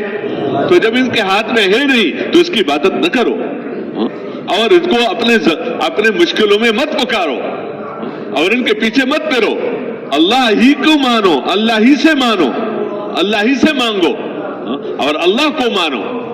تو جب وہ آگے کہے تو آپ ہمارے معبودوں کو برا بلا کہتے ہو، ہمارے اجتماعیت کو تم نے ختم کر دیا، فرقت جماعتنا وعبت آلہتنا، تم نے یوں کیا، یہاں تک کہ یہ مشہور ہو گیا کہ کوئی جادو ہے فلان ہے فلان۔ تو اب ہماری اور آپ کی آپس کی باتیں ہیں، بعض وقت آپس کی باتیں بھی ہوتی ہیں، ہمارے اور آپ کی کیا ہوتے ہیں آپس کی باتیں ہیں. اب تم بتاؤ کہ تمہارا مقصود اگر ملک ہے، کیا ہے؟ راستہ یہ اختیار کیا، راستہ یہ اختیار کیا کہ بات کروں گا، محنت کروں گا، آہستہ آہستہ لوگ مانیں گے، اور پھر آہستہ آہستہ کیا ہو جائے، ملک میرے ہاتھ میں آ جائے گا. تو اگر تمہارا مقصود ملک ہے تو ہم نے تمہیں بادشاہ بنا دیا، یعنی بجائے اس کے کہ اتنا لمبا راستہ اختیار کر رہے ہو اور اس میں یہ مسئلے ہیں، تو ملکنا کا لینا، ہم نے آپ کو اپنا بڑا بنا دیا، ہم تمہارے اجازت کے بغیر کوئی کام نہیں کریں گے، بس تو ہی ہو. اور اگر تمہارا مقصد مال ہے کہ مالداروں کو دعوت دوں گا، اور مالدار کیا بن جائیں گے، پہلے مانیں گے، جب مانیں گے تو پھر ان کا مال بھی میرا، کہ بندہ لے لو، بندہ لے لیا تو اس کا مال بھی. اور نظر پیسے پر ہے، اور اللہ کی نظر اس کی نیت پر ہے کہ اس مالدار کے ساتھ کیوں پھر رہے ہو، اور اس مالدار کو اپنے ساتھ کیوں لے کے پھر رہے ہو. اندر ہدایت ہے یا اندر اس کا مال لینا ہے؟ تعلق قائم کرنا ہے کہ چلو پیسے والے کے ساتھ تعلق ہو جائے گا، کل کوئی مسئلہ ہو جائے گا تو یہ میرا ضرورت پوری کرے گا، میرا کام کرے گا. تو اللہ کو پہچاننے والے اور اللہ کو جاننے والے اور جنت اور جہنم کو جاننے والے وہ اس دین کو دولت سمجھتے ہیں، اس لیے اس دین کی وجہ سے وہ غنی ہوتے ہیں. تو ان نے یہ سمجھا کہ شاید یہ بھی ہمارے طرح ہے. تو اگر تمہارا مقصد مال ہے تو اتنے لمبے چوڑے راستے پر مال جمع کرنا اور اتنے مسئلوں سے گزرنا، ہم تمہارے لیے اتنا پیسہ جمع کر لیں گے کہ سب سے زیادہ مالدار تم ہوں گے. اور حضور صلی اللہ علیہ وسلم خاموش ہے، باتیں ہو رہی ہے اور وہ خاموش. اور پھر فرمایا اچھا اگر تمہارا مقصد عیش و عشرت والی زندگی ہے کہ خواہش پوری ہو جائے، تو ہم تمہارے لیے اپنے بہنوں اور بچوں کو اس طرح ان کو جمع کر کے جن سے تم شادی کرنا چاہتے ہو فاختر منہن 10 دستوں اپنے لیے چانٹو جو تجھے پسند ہو. کیوں؟ یہ راستہ ہے مال کا لالچ دے کر اپنا کام کروانا، عورتوں کا لالچ دے کر اپنا کام کروانا، عہدے کا لالچ دے کر اپنا کام کیا ہے، اپنا کام کروانا. تو کہتے ہم آپ کو یہ دیں گے. اور اگر تم کام کر رہے ہو اور نہ تم کہتے ہو نہ مجھے مال چاہیے اور نہ مجھے ملک چاہیے اور نہ مجھے عورتیں چاہیے، یعنی عیش و عشرت والی زندگی چاہیے، تو یہ بیمار لوگوں کا کام ہے. یعنی کوئی بات ہے بندہ کام کرے اور پیسہ نہیں چاہیے، اور بندہ کام کرے کہتے ملک نہیں چاہیے، بندہ کام کرے اور دنیا کی زندگی کا بنانا مجھے نہیں چاہیے، تو یہ تو تم بیمار ہو. اور کام ایسا کر رہا ہے کہ جس سے آگے لوگوں میں مسئلے بنتے ہیں. تو ہم تمہارا علاج کریں گے، ہم تمہارا کیا کریں گے، علاج کریں گے کہ اللہ تمہیں صحت دے، یہاں تک کہ یا تو صحت مند ہو جاؤ اور یا ہم عاجز ہو جائیں کہ ہم تمہارا علاج نہیں کر سکتے. تو حضور صلی اللہ علیہ وسلم نے فرمایا کہ اچھا تم فارغ ہو گئے، یعنی تمہاری بات پوری ہو گئی. تو انہوں نے کہا بس ہماری تو یہی بات ہے. تو حضور صلی اللہ علیہ وسلم فرمایا کہ میں اس کے لیے نہیں بھیجا گیا، اور ڈرایا کہ اگر بات نہیں مانو گے تو تمہارے ساتھ وہ ہوگا جو قوم عاد کے ساتھ ہوا ہے، تمہارے ساتھ وہ ہوگا جو قوم سمود کے ساتھ ہوا ہے، تمہارے ساتھ وہ ہوگا جو پہلے ان قوموں کے ساتھ ہوا ہے جنہوں نے اپنے نبیوں کی بات نہیں مانی، تو تمہارے ساتھ ہوا ہے. انذرتکم مثل ساعۃ قوم، اس سے میں تمہیں ڈراتا ہوں، اس سے گھبراتا ہوں. اس میں اتنا روب ان کے اندر پیدا ہو گیا اور اندر سے ہلے. یہ دین کے اندر طاقت ہے. دین کی طاقت کسی چیز کا محتاج نہیں ہے کہ دین کا طاقت تب ظاہر ہوگا جب پیسہ ہو، دین کا طاقت تب ظاہر ہوگا جب ملک ہو، دین کا طاقت تب ظاہر ہوگا جب اکثریت ہو، دین کا کام تب چلے گا جب کوئی اس پر کوئی چیز. یہ دین اللہ ہی کی طرف سے ہے، دل اللہ ہی کے ہاتھ میں ہے. تو میں عرض کر رہا تھا کہ یہ بتایا کہ وہ سب سے لے کر ان کو دیا. کم ترکوا من جنات وعیون وزروع ومقام کریم ونعمت کانوا فیہا فاکہین کذالک وورثناہا قوما آخرین. ان بنی اسرائیل کو اللہ جل شانہ نے جو ملک دیا، یہ کیا انہوں نے کوئی راستہ اختیار کیا تھا اس کے لینے کے لیے؟ कोई निजाम बनाया था इसके लिए, और उनके बागात नहीं थे, इनके बागात उनके थे। बड़ी बड़ी कोठियां इनकी नहीं थी, बड़ी बड़ी कोठियां उनकी थी। फसलें इनकी नहीं थी, जमीनें उनकी थी, मालदार वो थे। लेकिन उनको अल्लाह ने अपने घरों से निकाला और अपने जमीनों से निकाला और इनके पीछे उनको डाला। जब जैसे वो इज्तिमा में भी मौलाना फरमा रहे थे कि जब किसी के मुसीबत का वक्त आ जाता है तो उसको नेक लोगों के पीछे लगा लेता है, कि दीनदार के पीछे लग गया, दीनदार के पीछे लग गया कि इसके साथ मैंने यूं करना है, इसको मैंने यूं करना है, सिर्फ उसके दीनदारी की वजह से, और कोई गरज नहीं, सिर्फ इस वजह से कि दीनदार क्यों है, दिन की बात क्यों कर रहा है। तो इनको निकाला घरों से और मूसा अलैहिस्सलाम के पीछे लगाया कि निकलो और इनको पकड़ो। उधर से इनको निकाला, उधर से उनको गर्क कर दिया और ये सब कुछ इनको दे दिया, ये सब कुछ इनको दे दिया। ये अगर अपने ताकत से लेना चाहते थे या अपने जाहिरी तौर पर अपने जमींदारे से उनकी तरह बनना चाहते थे कि उनकी जमीन है इतनी तो हमारी भी इतनी हो, उनके पास दुनिया इतनी, तो अगर ये दुनिया के रास्ते से ये लेना चाहते थे तो क्या वो इंतजार करते इनका? बातिल वाले इसका इंतजार करता है कि एक सतह पर वो पहुंचा है माल में और मुल्क में, दुनिया के समझदारी में, दूसरा उसके पीछे पीछे चल रहा है। तो अगर ये मसलन 10 साल में एक जगह पहुंच गया जहां पर वो थे पहले, तो क्या ये इंतजार करेगा? 10 साल में अगर ये यहां पहुंचता है तो 10 साल में वो इससे उधर पहुंच जाते हैं, तो अब पीछे भागो। तो अगर वहां पहुंच रहे हो जो वहां जितने साल में पहुंचा है तुम वहां, तो क्या वो इंतजार करेंगे कि हमारे पीछे पहुंच जाए? वो तो दौड़ लगी हुई है दुनिया की तरफ। तो वो जितने उलूम में तुम पीछे जा रहे हो और उनके पकड़ने जा रहे हो और उनकी चीजों को लेने जा रहे हो, तो वो तुम्हारा इंतजार थोड़ा करेंगे। वो तो जिस सतह पर आज तुम पहुंचे हो तो उस सतह से वो फिर आगे तुम पकड़ोगे वो आगे, तुम फिर अगले पकड़ोगे तो वो आगे। तो इस रास्ते से कभी भी माल वालों ने मालदारों को नहीं लिया है और कभी भी दीन वालों ने मुल्क वालों को नहीं लिया है।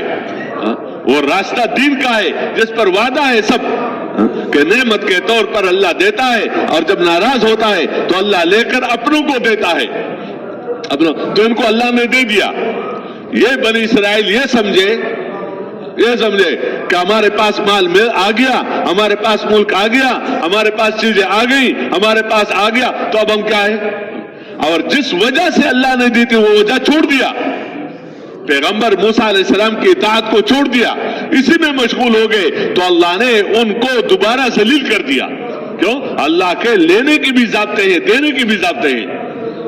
देने का ज़ाब्ता है इस रास्ते से मैं दूंगा, और इस रास्ते अगर उनसे लिया बेदीनी की वजह से तो तुम्हारा कोई रिश्तेदारी है अल्लाह के साथ कि तुम्हारे साथ रहेगा क्योंकि तुम अल्लाह का नाम सिर्फ लेने वाले हो कि तुम्हारे साथ रहेगा?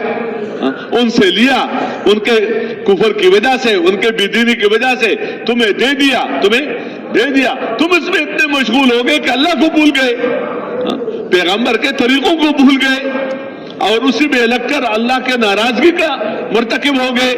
तो फिर अल्लाह ने उनसे, तो ये जितने भी कौमें ये तारीखें हैं कि उनको अल्लाह ने कामयाब किया, उनसे लेकर इनको दिया। ये फिर जब इसमें मशगूल हो गए तो फिर अल्लाह ने इनसे लेकर दूसरों को दिया।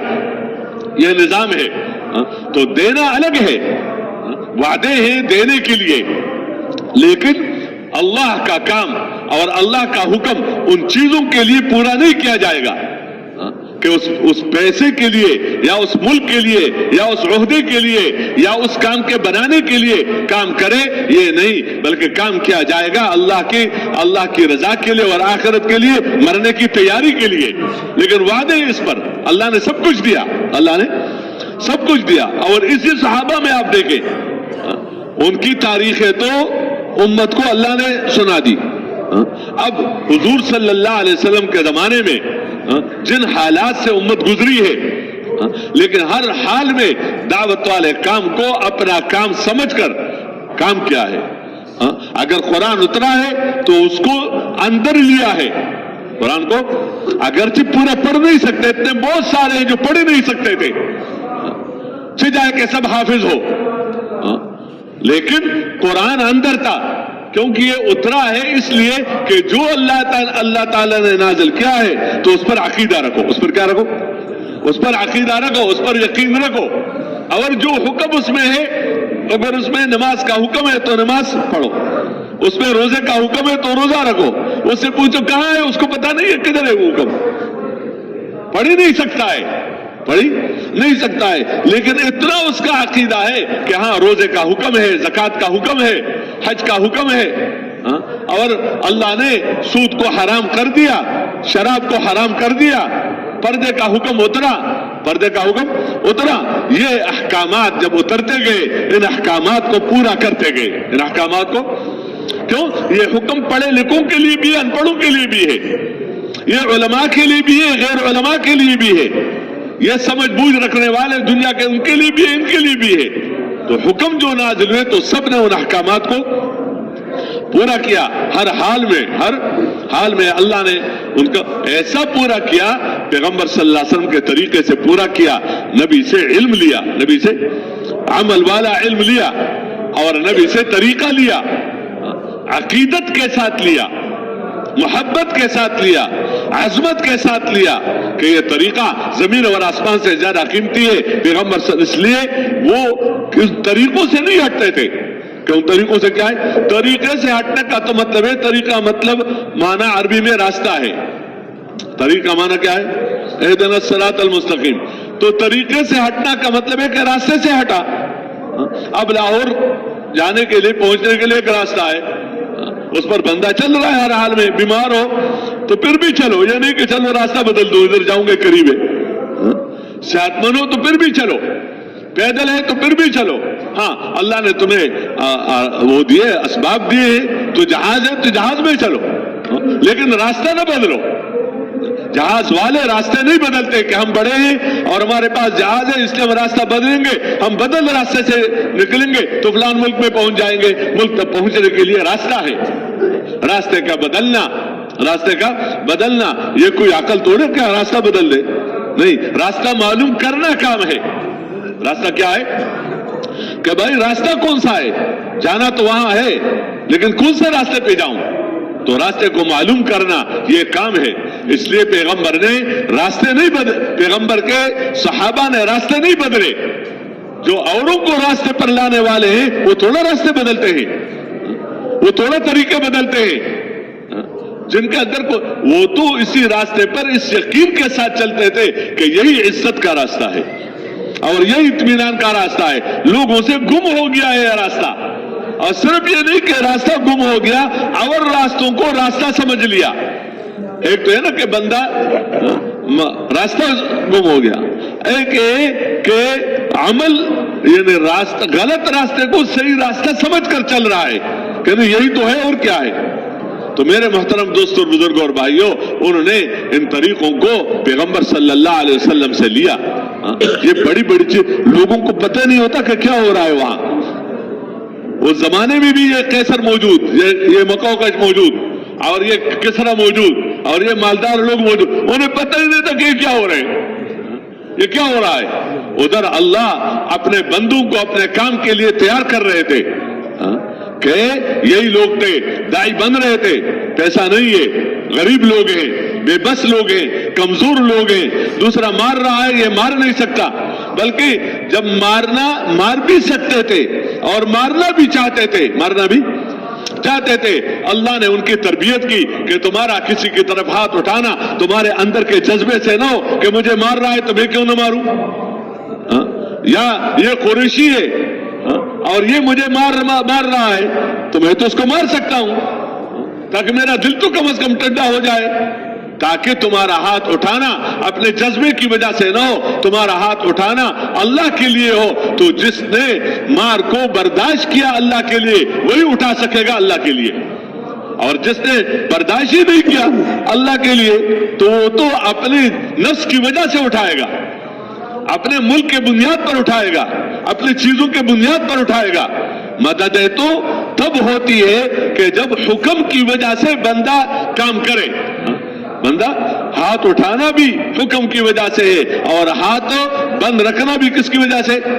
دکان میں جانا بھی حکم کی وجہ سے اور چھوڑنا بھی حکم کی وجہ سے، ملک لینا بھی حکم کی وجہ سے اور چھوڑنا بھی حکم کی وجہ سے، کسی چیز میں لگنا وہ حکم کی وجہ سے اور کسی چیز کو چھوڑنا حکم کی وجہ سے۔ یہ پیغمبر سکھلاتے تھے، اور کون سکھلا سکتا ہے؟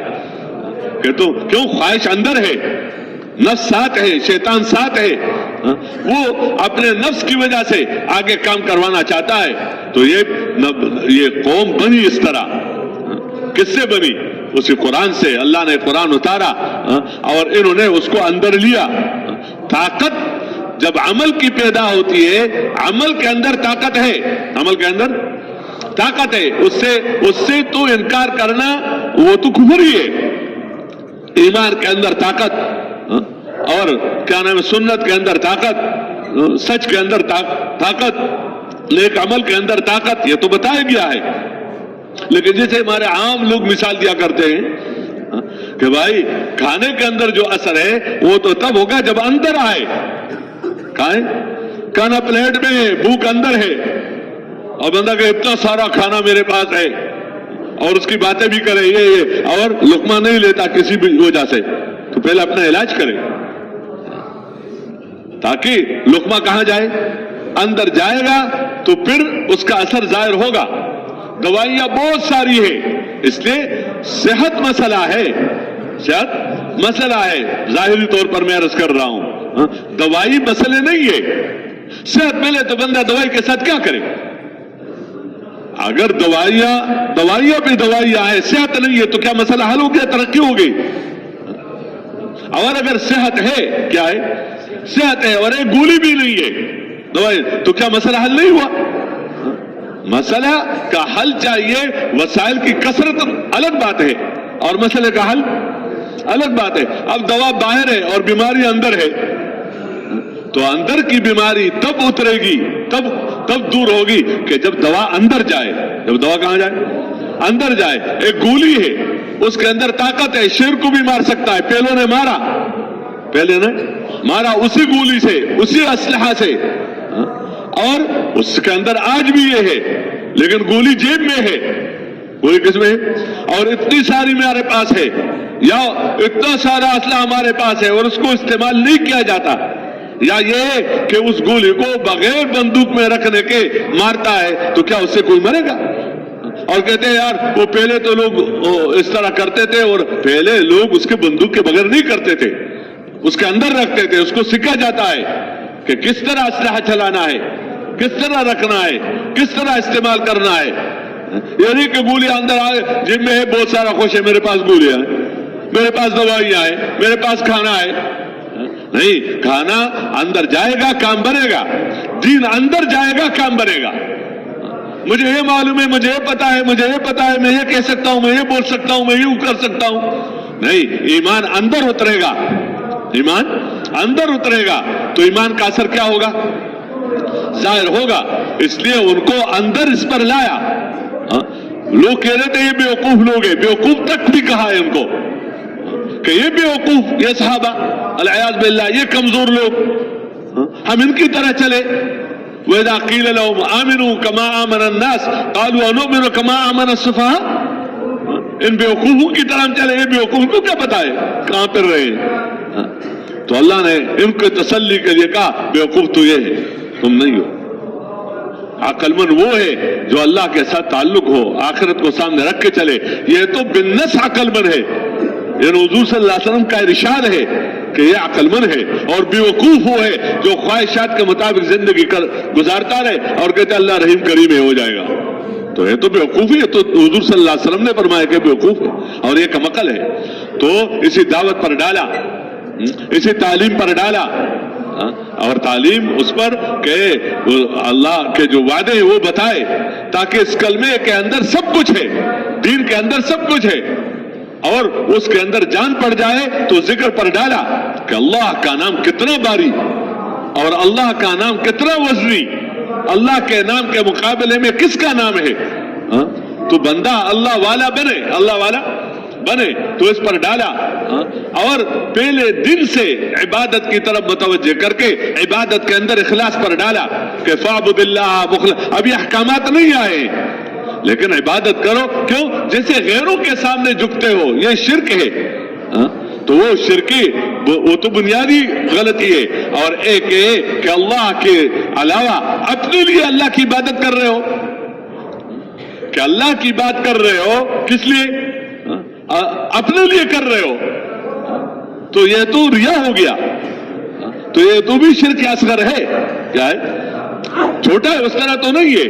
इसलिए उनको उस शिर्क से भी पाक कर दिया और इससे भी पाक कर दिया कि तुम्हारा हर काम अल्लाह के लिए हो।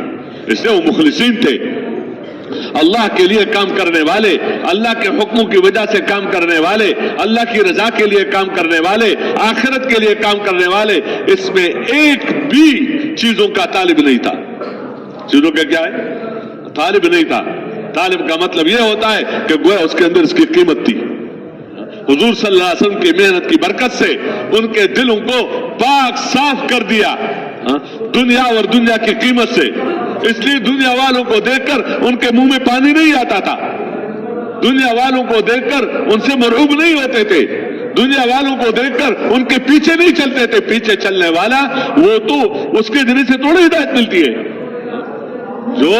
तो इसलिए उन सब चीजों से पाक साफ करके दावत के जरिए से, तालीम ताल्लुम के जरिए से, तज़किया के जरिए से इनको बनाया। इनको क्या क्या बनाया? फकर में बनाया कि सबसे ज्यादा फकर में थे, जरूरतों के पूरा न होने में बतलाया। जरूरतें पूरी नहीं हो रही है, काम हो रहा है। जरूरत पूरी नहीं हो रही है और काम हो रहा है। इधर से तकलीफें मिलती जा रही है, इधर से अल्लाह की तरफ से तसल्लियां नाजिल हो रही है, काम हो रहा है। क्यों?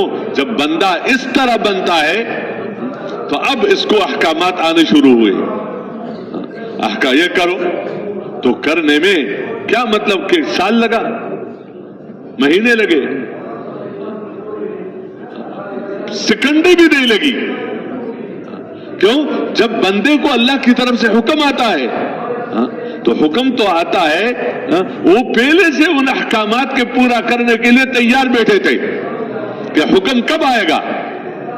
जो हुक्म आएगा हम तैयार, जिससे अल्लाह रोकेगा तो हम क्या है। यह अलग बात है कि अल्लाह रब है तो अल्लाह ने एकदम सब कुछ नाज़िल नहीं किया। क्यों? उधर से निजाम है तदरीज का। एकदम कहते शराब न पियो, एकदम कहते सूद न कर, और उनके अंदर इस्तेदाद नहीं है तो न करते तो आगे गुनहगार बन जाते।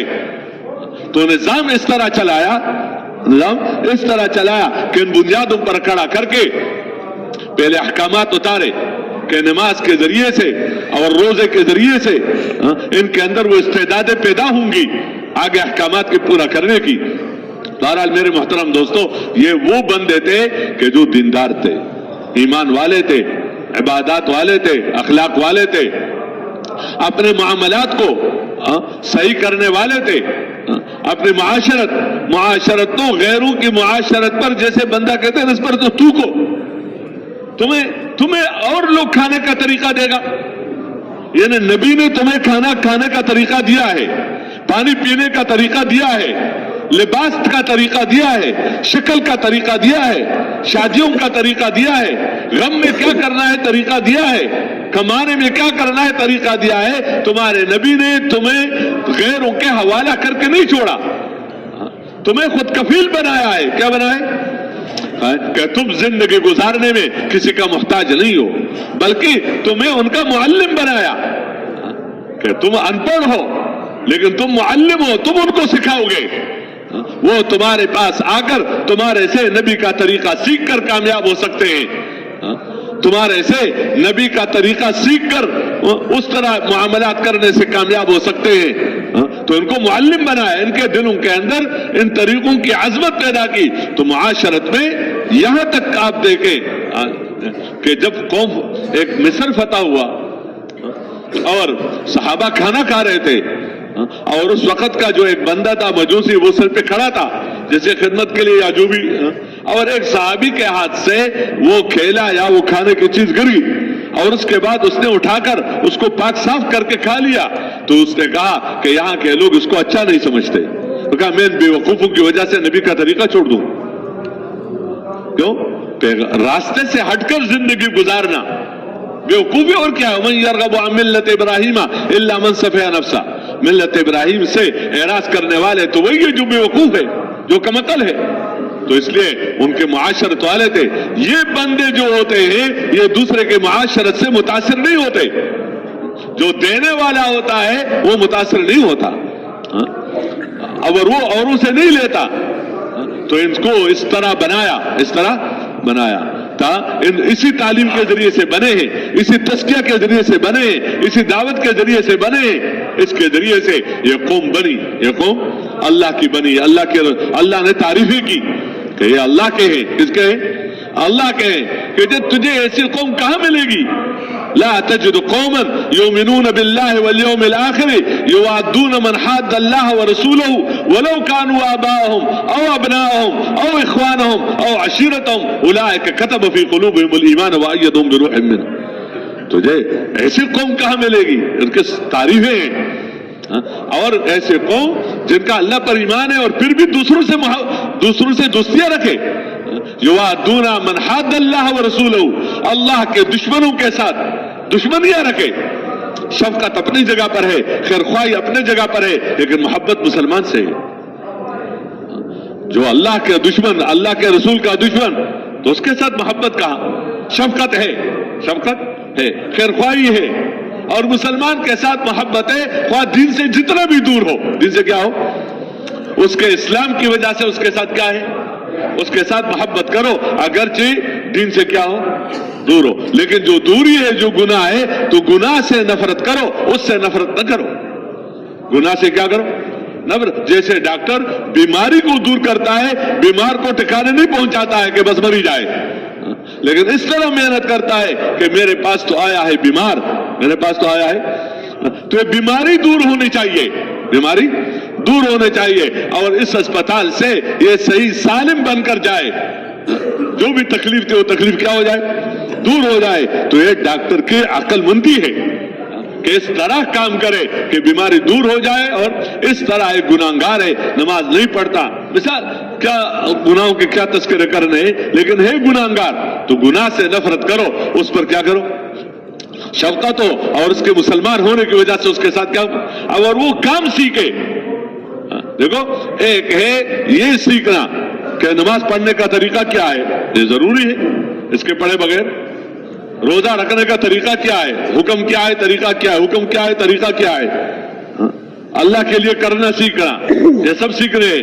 ایک یہ ہے، ایک بندہ نماز نہیں پڑھتا، دین سے دور ہے، تو اس کو نماز پر لانا کیسے ہے؟ ایک ہے کہ اس کو میں نماز پر کیسے لاؤں، کیا کروں؟ صرف بتانے سے اگر ہوتا ہے تو یہ علم تو اس کے پاس پہلے سے ہے، کیا وہ نماز کے فرضیت کا منکر ہے؟ وہ تو فرضیت کا اعتقاد رکھنے والا، روزے کا اعتقاد رکھنے والا، کیونکہ اگر روزہ جو ہے خدا نخواستہ اگر عقیدہ نہ رکھے اور پورے سال روزے رکھے تو اللہ کے ہاں کوئی روزہ اس کا قبول ہے؟ کہ جب وہ فرض نہیں سمجھ رہا ہے، لیکن فرض سمجھ رہا ہے اور نہیں رکھ رہا ہے، نماز کو فرض سمجھ کر نماز نہیں پڑھ رہا ہے، سود کو حرام سمجھ کر سود سے نہیں بچتا ہے، اس طرح گناہ کو گناہ سمجھ کر اگر وہ اس گناہ سے نہیں بچتا تو یہ دیکھنا چاہیے کہ کمزوری کہاں ہے، وجہ کیا ہے، کس وجہ سے یہ ہو رہا ہے۔ مجھے یاد ہے ایک دفعہ ہم اس کمرے سے باہر نکلے، جو مہمانوں کا کمرہ تھا، تو ایک عرب نے مجھے کہا کہ اس نوجوان سے میں نے بات کرنی، آپ میرا ترجمہ کریں۔ میں نے کہا فرمائیے کیا؟ کہہ رہے یہ تصویریں بناتا ہے، میں نے اس کے ساتھ دیکھی ہیں۔ تو اس نے اس سے بات کی، حالانکہ ایک بات بندے کو بدلنے والی ہوتی ہے، بشرطے کہ دوسرا طلب سے سنے، ماحول ہو، وہ اپنے کو محتاج سمجھے۔ تو خیر اس نے بات کی کہ ٹھیک نہیں ہے، یوں ہے، جو بھی بتایا میں نے ترجمہ کر لیا۔ تو وہ نوجوان عجیب تھا، اس نوجوان نے کہا میری بات کا ترجمہ اس کو کرو۔ میں نے کہا فرمائیے آپ کیا چاہ رہے ہیں؟ کہتے اس کو یہ کہو کہ جو باتیں تم نے کی ہے تو میرے علم میں کوئی اضافہ نہیں ہوا ہے، مجھے پتا ہے کہ یہ غلط ہے اور میں اس کو غلط سمجھ کر رہا ہوں. یہ بڑی بات ہے نا, میں اس کو غلط سمجھ کر رہا ہوں. میرے دل میں اس کی محبت ہے, میرے دل میں اس کی محبت ہے, اور میں آیا بھی اس لیے ہوں کہ شاید کچھ, لیکن بات بنی نہیں ہے. تو میرے دل میں اس کی کیا ہے, بس میں اس کے بغیر رہ نہیں سکتا. تو میں نے جب اس کا ترجمہ کیا تو اب وہ میرے منہ کی طرف دیکھا, کہتے اب کیا کریں, اب کیا کریں, صرف بتانا. تو بتانے کے بغیر تو بندہ مسلمان ہی نہیں ہوتا اس علم کے بغیر. اس لیے اس میں ہے کہ میں ایمان لایا اور تصدیق, جتنے بھی احکام ہیں ان سب احکام کو اجمالاً میں نے کیا کر لیا, مانتا ہوں. باسمائہ و صفاتہ وقبلت جمیع احکامہ اقرار باللسان و تصدیق بالقلب. لیکن بندے کو بنانا کام ہے. تو جس طرح دین سیکھنا ہے اس کی ضرورت جتنا بھی سنا دے کم ہے, اور اس طرح ایک بندے کو دین پر لاؤ گے کیسے, ایک بندے کو دین پر لاؤ گے کیسے. صرف اتنے کہہ دینا کیوں نہیں پڑھتے ہو, کیوں نہیں کرتے ہو, یہ کیوں نہیں کرتا. اگر ایسا ہوتا تو پیغمبر صلی اللہ علیہ وسلم نے لوگوں کو دین پر کیسے لایا. جن کے اندر طلب نہیں ہے, خواہ اس طلب کے نہ ہونے کی وجہ سے انکار کر رہا ہے, کس کا, دین کا یا آخرت کا, یا انکار تو نہیں کر رہا ہے لیکن تیاری نہیں کر رہا ہے. جیسے وہ تیاری نہیں کر رہا ہے یہ بھی تیاری نہیں کر رہا ہے. جیسے اس کی تجارت ہے اس کی بھی تجارت ہے, وہ نہیں مانتا, یہ ماننے کے باوجود نہیں کرتا. تو دونوں عمل کے اعتبار سے تو برابر چل رہے ہیں. تو اب اس کو کیسے لانا ہے. یہ بہت بڑی محنت ہے کہ بندہ لوگوں کو صحیح راستے پر لانے کے لیے پھرنا سیکھے اور اس کو اپنی ذمہ داری سمجھے کہ امت کی ذمہ داری ہے. ٹھیک ہے سب کی ہے نہیں ہے, یہ الگ چیزیں ہیں, لیکن کچھ کا تو ہونا چاہیے. اور اللہ مجھے ان میں سے بنا دے. کن میں سے بنا دے؟ جو صرف نماز پڑھنے والے نہ ہو بلکہ جو نمازوں کی طرف بلانے والے ہو, جو صرف دین سیکھنے والے نہ ہو بلکہ وہ دین سیکھنے کی طرف اوروں کو بلانے والے ہو, جو صرف اپنے اخلاق کو بڑھیا سے بڑھیا بنانے والے نہ ہو بلکہ وہ اوروں کو, کیوں, اگر اوروں کو دین کی طرف بلانا باقی رہا تو دین باقی رہے گا. دینداروں کے رہنے سے دین باقی نہیں رہتا. دینداروں کے دین کی طرف بلانے والوں کی برکت سے دین باقی رہتا ہے. دینداروں کی وجہ سے کہ نمازی موجود ہے, ذاکر موجود ہے, تلاوت موجود ہے, دین سیکھنے والے موجود ہیں, تو ان کی وجہ سے دین باقی رہے. اس طرح نہیں, یہ تو کب تک رہیں گے, مر جائیں گے, ختم ہو جائے گا مسئلہ. اور ان دینداروں کے اولاد میں بھی دین پیدا ہو جائیں گے. یہ اللہ کا اپنا نظام ہے الگ. دینداروں کو مکلف کیا ہے کہ دین کی طرف بلانا, اس کو اپنا کام سمجھو کہ میرا کام ہے اور یہ میری ذمہ داری ہے اور یہ سب سے بڑا وظیفہ ہے اور سب سے بڑا کام ہے.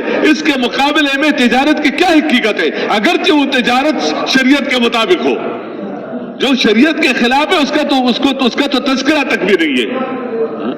اگرچہ وہ زراعت شریعت کے مطابق ہے, اگرچہ وہ حکومت شریعت کے مطابق ہے, لیکن نبیوں والے کام کے مقابلے میں ملکوں کی کیا حقیقت ہے؟ اس لیے اس کی عظمت دل کے اندر بٹھانا یہ صحابہ کرام کے اندر تھا. اس لیے وہ جہاں بھی گئے تو مدعو بن کر نہیں گئے, دائی بن کر گئے. دوسروں سے سیکھا نہیں, معلم بن کر گئے. غفلت کے ساتھ نہیں گئے, ذاکر بن کر گئے. اور ان کے مالوں نے اور ان کے حکومتوں نے اور ان کے چیزوں نے ان کو مرعوب نہیں کیا اور رات کو اٹھ کر اللہ سے مانگنے والے بنے. یہ لوگوں کا تیار ہونا یہ ضروری ہے. بس میں آخری بات عرض کر رہا ہوں, تبلیغ میں صرف یہ بات نہیں ہے کہ بس وہ ذرا کچھ تھوڑا بہت سیکھ لے. تھوڑا بہت سیکھنے کا اگر بندے نے کام بنا لیا کہتے سیکھ چکا ہوں, مجھے جانے کی کیا ضرورت ہے. تھوڑا میں تو نماز پڑھتا ہوں اور کیا چاہتا ہوں, یہ تو لوگوں کو نمازی بنا دے. بس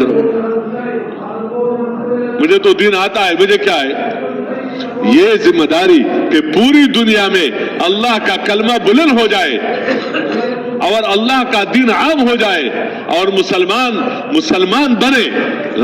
کافر کو تو دعوت ہے کفر سے اسلام کی طرف, مشرک کو تو دعوت ہے شرک سے توحید کی طرف, مسلمان کو دعوت ہے اسلام سیکھنے کی طرف اور اسلام کے مطابق زندگی گزارنے کی طرف, اور اس اسلام کو پوری دنیا میں پھیلانے کی طرف. یہ مسلمان کو بتایا جاتا ہے کہ دین سیکھنا تمہارا کام ہے, اس پر عمل کرنا تمہارا کام ہے, اور اس کو پوری دنیا میں لے کر پھرنا کافروں کا تھوڑا کام ہے, یہ بھی مسلمان کا کام ہے.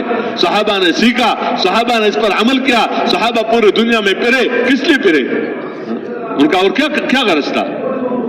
تو صحابہ یہ ایک کام اللہ نے ہمیں دیا ہے, اس کے لیے نکالا جاتا ہے. اس لیے ہمارے حضرات بعض حضرات بتا دیں کہ مسلمان کو کہاں سے نکالتے ہو؟ کافر تو کفر سے نکالا کس سے؟ اسلام. اور مشرک کو تو پہلے سے مسلمان ہے, تو کہتے اس کو مشغولیت سے نکالنا ہے. کس سے نکالنا ہے؟ مشغول ہو گیا. مشغولیت عذاب بن چکی ہے.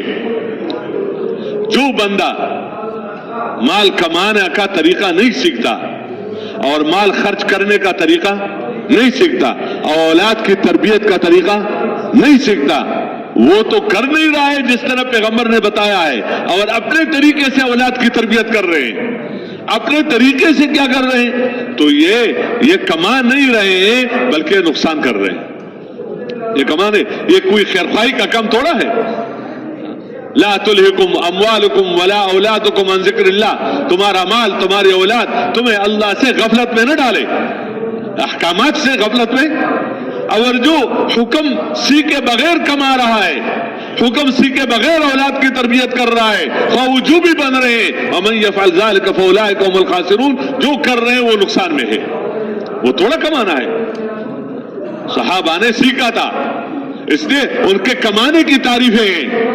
ان نمازوں کی تو ہے ہی, لیکن ان کے کیا ہے؟ کمانے کی تعریفیں ہیں کہ رجال لا تلہیہم تجارت ولا بیع عن ذکر اللہ واقام الصلاۃ وایتاء الزکاۃ. وہ ایسے مرد ہیں کہ ان کا خرید و فروخت ان کو اللہ سے غفلت میں نہیں ڈالتے کہ مشغول ہے, یہ نماز میں کیوں, یہ ذرا کام پڑ گیا, فلان کام کیا. اتنی غفلت, اتنا اللہ سے تعلق تو اتنا فرض عین ہے کہ کم از کم فرائض پر تو بندہ آ جائے کہ اذان سن لی اور عدالت میں مشغول رہنے والا عدالت کو اس یقین کے ساتھ چھوڑ دے اور اس مجلس کو چھوڑ کر آئے کہ اب یہاں بیٹھنا ناکامی ہے, اگرچہ اصول کے مطابق ہے, قانون کے مطابق ہے, اور مسجد میں جانا کیا ہے؟ کامیابی. اتنا یقین اور اتنا عقیدہ سیکھنا تو ضروری ہے کہ اتنا تو سیکھے, اور اس میں حرام کا ارتکاب تو نہ کرے. اس لیے یہ مشغولیت عذاب بن چکی ہے کہ میں مشغول ہوں, کسی سے بھی بات کرو جی میں بہت مشغول ہوں. نماز پڑھنے کا بھی وقت نہیں ہے, ذکر کرنے کا وقت نہیں, تلاوت کرنے کا وقت نہیں, دین سیکھنے کا وقت نہیں. اب اس کے نتیجے میں بعض اتنا مشغول ہو گیا کہ کھانا کھانے کا بھی وقت نہیں, بچوں کو دیکھنے کا بھی وقت نہیں, گھر میں بھی کچھ وقت دینے کا وقت نہیں. صبح ہو شام ہو تو کیا ہے؟ شغل شغل شغل شغل, مشغولیت. تو میرے محترم دوستو, ان سے نکالنا اور اچھے ماحول میں ڈالنا. اس زمانے میں تو حضور صلی اللہ علیہ وسلم کی صحبت, اس طرح اللہ والوں کی صحبت, علم والوں کے ساتھ, ذکر والوں کے ساتھ, دین والوں کے ساتھ بیٹھنے کے بغیر کہاں کام چل سکتا ہے؟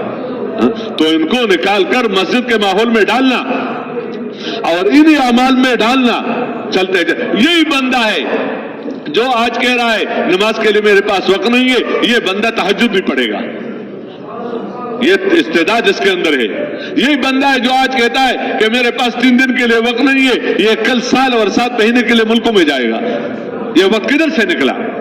یہ اسی کے اندر تھا. دوسری چیزوں نے غلط قبضہ کیا تھا, دوسرے دین کے وقت پر قبضہ کیا تھا. یہ بندہ جو آج کہہ رہا ہے کہ میں 10 دن کے لیے اور میرے پاس پیسہ نہیں ہے, اور اب یہ لاکھوں خرچ کر رہا ہے, اپنا ہی خرچ کر رہا ہے. تبلیغ میں تو ہے ہی اپنا, کوئی دے رہا ہے تو یہ تو نہیں کہ مجھے نصرت آ گئی, مدد آ گئی. اپنی ہی جان ہے اور اپنا مال ہے, اس سے بندہ بنتا ہے. جان اپنی, مال کسی اور کا, اس سے تھوڑا بنتا ہے. وہ تو پھر دوسرے مہینے کے بعد پر انتظار میں رہے گا, یار بیچتے ہو تو ٹھیک ہے اور میں واپس آ رہا ہوں. تو ایسا تھوڑا ہوتا ہے. خیر بہرحال تمہیں تو عرض کر رہا تھا کہ یہ سیکھنا ہمارا کام ہے, اس کے لیے ہمیں بلایا جا رہا ہے. بحیثیت امت کا اجتماعی طور پر یہ ذمہ داری ہے. اب اس کے ہر فرد کی ذمہ داری ہے, مردوں کی, عورتوں کی, بچوں کی, جتنوں نے اس کو اتنا سنبھالا. اتنے لوگ وجود میں آ گئے, اتنے لوگ وجود میں آ گئے جن سے یہ دوسرا جو ماحول ہے بدل گیا, اور اللہ کے فیصلے تو شکر ہے ہو گیا اللہ الحمدللہ. لیکن اگر اتنے لوگ وجود میں نہیں آ رہے ہیں اور وہ زندگی میں نہیں بن رہی ہے, تو بھائی خوش قسمتی ہے, جتنا بندہ کرے اللہ ہمیں ان میں سے بنا دے. یعنی یہ تو نہ ہو کہ کام ہو رہا ہے اور کر رہے ہیں تو نہیں, اللہ مجھے اس کا ذریعہ بنا دے. اللہ کا کام کسی پر موقوف نہیں ہے. تو اس کے لیے ہم تیار ہیں نا سب کہ اس کو سیکھنا, اس کو پورے دنیا میں پھیلانے کے لیے مال اور جان لگانا ہمارا کام ہے. اور اللہ کے وعدے ہیں اسی نسبت سے, ایک صبح اور ایک شام, دنیا اور دنیا میں جو کچھ ہے اس سے کیا ہے, اسی نسبت سے وہ ہمارے معروف بڑوں میں سے علم کے اعتبار سے ان سے کہا گیا کہ لوگ کہتے ہیں کہ نمازوں میں کیا ملتا ہے, کروڑ کہتے ہیں وہ کیا تبلیغ والوں کو کیا پتا ہے, اس میں تو ہر قدم پر اللہ ہی ملتا ہے. عمل سے اللہ کے ساتھ تعلق بڑھتا ہے.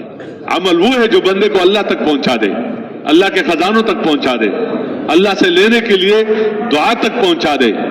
اس کے مقابلے میں کیا کہ کروڑوں ہیں اور سینکڑوں ہیں اور پتہ نہیں اتنا ہے, یہ تو ترغیباً ہے, اپنے اپنی جگہ پر ہے. بندہ اللہ کا بن جائے, دیندار بن جائے, اس سے بڑھ کر اور کیا بات ہو سکتی ہے. تو وہ بنے گا اسی راستے سے. اس لیے اس میں بتایا کہ پہلے مرحلے میں بندہ 4 مہینے یکسوئی کے ساتھ لگائے. صرف 4 مہینے لگانا نہیں, اس میں یکسوئی ہے. اس میں کیا ہے, یکسوئی ہے کہ جن چیزوں کو میں لگنے سے اتنا بندہ دور ہو گیا کہ مسجد میں جانا مشکل ہو گیا, اور اب وہی چیزیں اپنے ساتھ لے کر پھر رہا ہے بننے کے لیے, اور وہی باتیں ہو رہی ہے, ادھر سے لو ادھر دو, ابھی تک تم پہنچے نہیں, میں ادھر سے دیکھ رہا ہوں. صحت مند لوگوں کی باتیں الگ ہے, یہ کوئی حلال حرام کی باتیں نہیں ہے, لیکن یہ تربیت کی باتیں ہیں. کس کی باتیں ہیں؟ اس وجہ سے کہا جاتا ہے یکسوئی کے ساتھ اس طرح کرو جس طرح بتایا جاتا ہے. تو آج بھی اس محنت کے اندر وہ اثر ہے جو پہلے زمانے میں تھی. تو بھائی اس کے لیے کم از کم 4 مہینے پوری یکسوئی کے ساتھ, اور اس کا انتظار کرنا میرے حالات ٹھیک ہو جائیں گے تو حالات تو اعمال سے ٹھیک ہوتے ہیں. کس سے ٹھیک ہوتے ہیں؟ حالات ٹھیک ہو جائیں گے پھر اعمال ٹھیک کر لوں گا. یہ پتہ نہیں کون سا فلسفہ ہے بھائی. حالات کا تعلق اعمال کے ساتھ ہے. یہ ہو نہیں سکتا ہے اعمال خراب ہو اور حالات کیا ہو جائے, اور یہ ہو نہیں سکتا ہے کہ اعمال ٹھیک ہو اور حالات کیا ہو, خراب ہو. یہ نہیں ہو سکتا. تو ہم کہتے ہیں پہلے تو مجھے ذرا میرا کام ٹھیک ہو جائے نا حالات, اس کے بعد کروں گا. تو اس طرح تو نہیں بات ہے. پہلے مجھے پیسہ مل جائے تو پھر کام کروں گا. پہلے مجھے کیا مل جائے, پیسہ مل جائے پھر کام کروں گا. بھائی کام کرنا ہے پیسے کے لیے, پہلے مجھے چیزیں مل جائے پھر میں پیسہ سے بھائی پیسہ تو وہ ہے اس لیے کہ چیزیں خریدے, چیزوں کے پہلے میرا پیٹ بھر جائے پھر کھانا کھا لوں گا. تو ایسا تو تھوڑا ہوتا ہے. اس طرح حالات کو اللہ نے اعمال کے ساتھ جوڑا ہے, اور اعمال کو اس مبارک محنت کے ساتھ جوڑا ہے. کیوں؟ اس مبارک محنت سے وہ صفات اندر پیدا ہوتی ہے جس سے عمل جاندار بنتی ہے, اس لیے اپنے اوپر بھی رحم ہے. تو کہتے میرے چھوٹے چھوٹے بچے, انہیں پر تو رحم کرو, دیندار بنو, دن کی محنت کرنے والا بنو, تاکہ تم کل اس کے لیے صحیح فیصلہ کر سکو کہ اس کو میں نے کیا بنانا ہے. تبلیغ میں یہ نہیں کہتا ہے کہ ڈاکٹر نہ بناؤ, تاجر نہ بناؤ, زمیندار نہ بناؤ, بس عالم بناؤ. اس طرح تبلیغ میں یہ دیندار بناؤ. کیا بناؤ؟ ڈاکٹر ہو دیندار ہو, زمیندار ہو دیندار ہو, وزیر ہو دیندار ہو, جو بھی ہو, لیکن کیا ہو؟ دیندار ہو. اور جیسے ڈاکٹر بنے گا ڈاکٹری کی محنت سے, دیندار بنے گا کس کی محنت سے؟ دین کی محنت سے. یہ تو الگ بات ہے کہ بڑی سعادت کی بات ہے کہ جن کو اللہ نے توفیق دی اور انہوں نے وہ علم سیکھا جو فرض کفایہ کے طور پر جو اوروں کو دین سکھلانے والے. جیسے ایک ہے بندہ بیمار ہو جائے تو علاج کرو, بیمار ہو جائے تو کیا ہے, یہ تو نہیں کہ بیمار ہو جائے تو ڈاکٹر بنو. یہ کوئی کہتا ہے ہمارے تو کیا بن جاؤ, نہیں, بیمار ہو جاؤ تو کیا کرو, علاج کرو. ڈاکٹر خود اپنا نہ کرو, ڈاکٹر سے پوچھ کے کرو, اس کے ترتیب کے مطابق بنو. اور ایک یہ ہے کہ نہیں, ڈاکٹر بنو تاکہ اوروں کا کیا کر سکے, علاج کر سکے. تو بڑی بات ہے اس کے اعتبار سے. تو اس طرح عالم بنو, حافظ بنو, اس طرح, اور تاکہ آپ کے ذریعے سے یہ چیزیں پھیلے. تو یہ تو بہت بڑی بات ہے, یہ عالم عنوان ہے. لیکن ہماری عمومی ترغیب کس کی ہے؟ عمومی ترغیب دیندار بننے کی ہے, داعی بننے کی ہے, متعلم بننے کی ہے, ذاکر بننے کی ہے, عابد بننے کی ہے, اخلاق بننے کی ہے. اخلاق والا بنو اور رات کوٹ کر اللہ سے مانگنے والا بنو. اس طرح جب تم دنیا کا کام کرو گے تو اس پر وہ احکامات بھی پورے ہو جائیں گے, تو اس پر جو آخرت کے وعدے ہیں وہ بھی پورے ہو جائیں گے, اور دنیا میں بھی اللہ تمہارے کام میں برکت دے گا. اگر ڈاکٹر ہو تو تمہارے اس فن میں اللہ تمہارے ذریعے سے اوروں کو شفا دے گا, اس میں برکت دے گا. تمہارا کام اللہ دوسروں کا کام تمہارے ذریعے سے اللہ پاک بنا دے گا, کیونکہ خیرخواہی کی بنیاد پر ہوگا, اغراض کی بنیاد پر نہیں ہوگا. کام پورا کرو گے, صحیح کرو گے, طریقے سے کرو گے, اپنی ذمہ داری سمجھ کر کرو گے. اور اگر غرض ہو تو دکھائے گا کہ میں ذمہ داری پوری کے اندر کچھ بھی نہیں ہے, تو اندر والا کام تو اندر اللہ ہی جانتا ہے. اس لیے یہ ہماری دنیا اور آخرت کی زندگی بننے کا یقینی ذریعہ ہے یہ مبارک کام. ہم اپنے آپ کو اس مبارک کام کا سمجھ کر چلیں گے, اللہ ہمارے سے کام لے گا. اللہ تو جو جس سے بھی لے.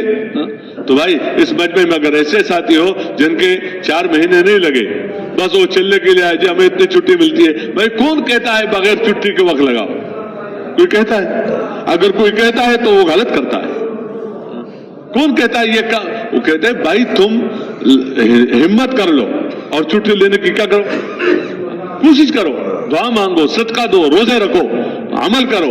کوئی بھی مسئلہ ہو تو اس کو اس طرح نہ چھوڑو کہ بس وہ ہو جائے گا تو نہیں, اپنا قربانی کر کے اللہ کے سامنے ہو تو اللہ تمہارا کام بھی آسان کر دے گا. تو بھائی ہمت کر لے.